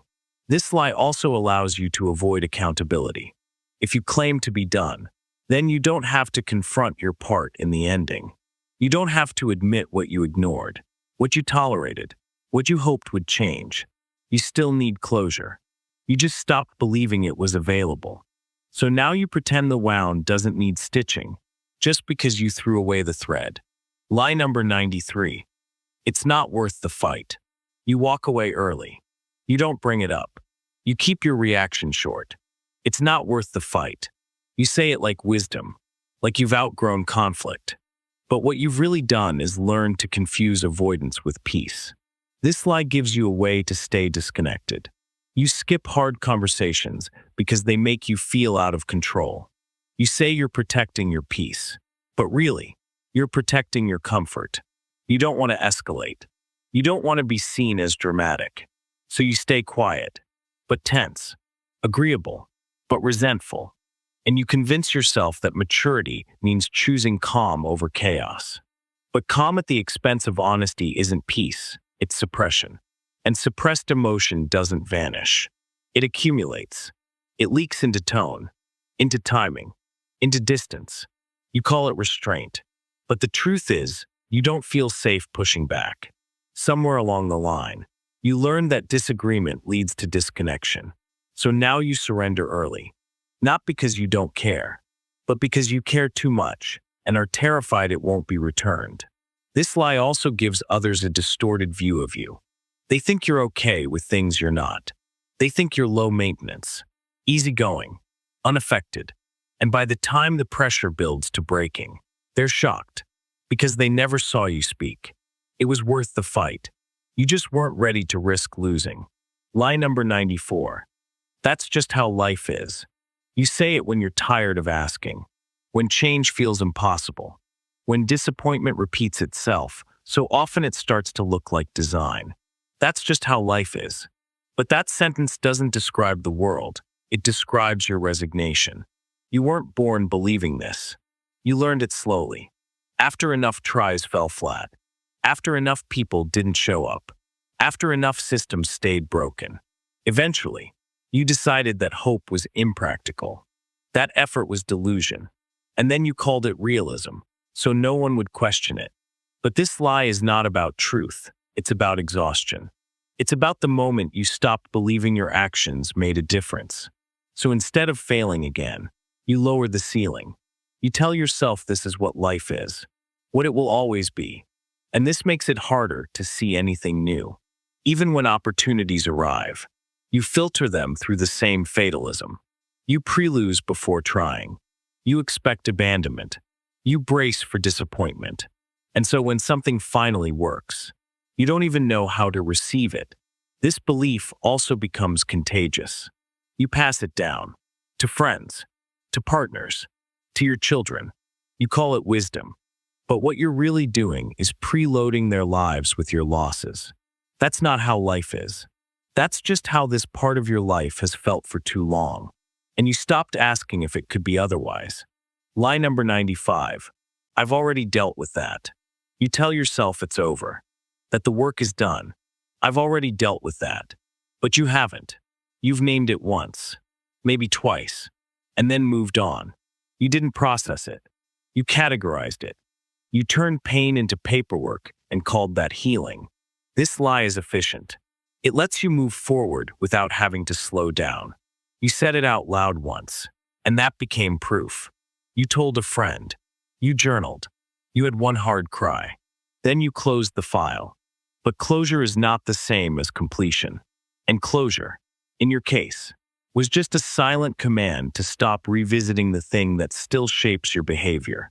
You can tell you haven't dealt with it by how fast you deny it, how you change the subject, how defensive you get when someone brings it up. You're not calm. You're contained. And containment isn't peace, it's rehearsal. This lie allows you to protect your image. It makes you sound self-aware without requiring depth. It allows others to see you as someone who's done the work, when all you've done is rename avoidance as progress. And so it sits there, undisturbed, festering, showing up in your relationships, your self-talk, your reactions. You don't recognize it because you already marked it as finished. But unfinished pain doesn't stay still. It migrates. It speaks in symptoms. You think you've outgrown it. You haven't. It just got quieter. You didn't deal with it. You labeled it and moved around it. Lie number 96. I know why I do that. You explain it with confidence. I know why I do that. As if naming the pattern means you're no longer caught inside it. But insight without change is decoration. You didn't escape the behavior. You just narrated it better. This lie is sophisticated. It allows you to sound self-aware without being self-correcting. You acknowledge your defense mechanisms, your avoidance, your attachment issues, and then proceed to repeat them.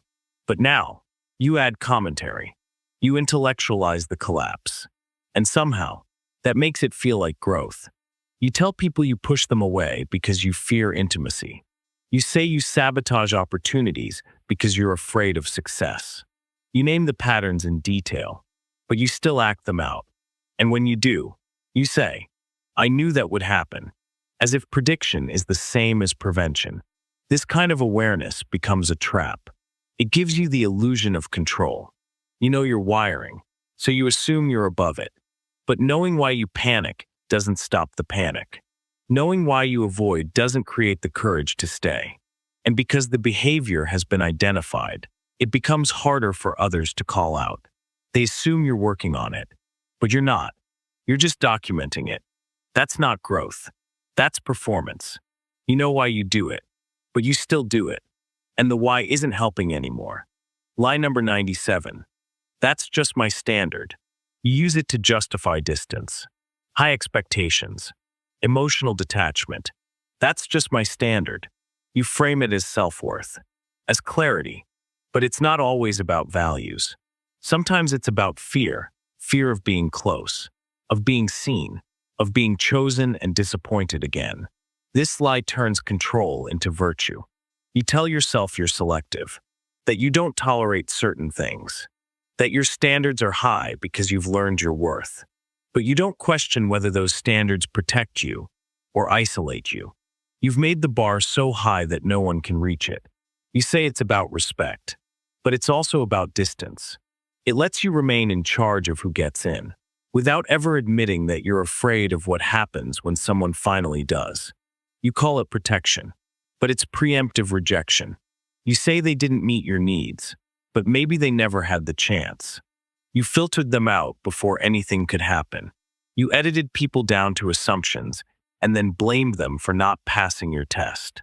And over time, the standard becomes less about quality and more about safety. You hide loneliness inside preference. You dress fear in discernment, and you keep wondering why nothing gets through. You think it's strength, but strength doesn't require isolation. It's not always a standard. Sometimes it's just a wall you've learned how to justify. Lie number 98. If it were me, I'd handle it better. You watch someone struggle, fail, break down, and you say it, maybe out loud, maybe just to yourself. If it were me, I'd handle it better. It sounds like confidence, but it's not. It's distance. It's a subtle way to protect your ego by pretending you're above circumstances you've never actually lived through. This lie is easy to believe when you're observing, not experiencing. From the outside, chaos looks like poor decision-making. You assume you'd be calm, rational, in control. But that assumption is based on nothing but comfort. You've never had to make those decisions under the weight they're carrying. You've never felt that exact combination of fear, fatigue, and pressure. And still, you evaluate their performance as if you've been tested the same way. This lie builds a sense of superiority.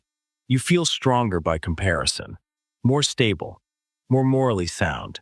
But what you're doing is building a fantasy version of yourself, one who never falters, never reacts, never spirals. That version hasn't been proven. It's just a placeholder. a projection you use to stay distant from the vulnerability in front of you. It also keeps you from empathy. You replace curiosity with critique. You don't ask what broke them. You don't ask what they've already survived.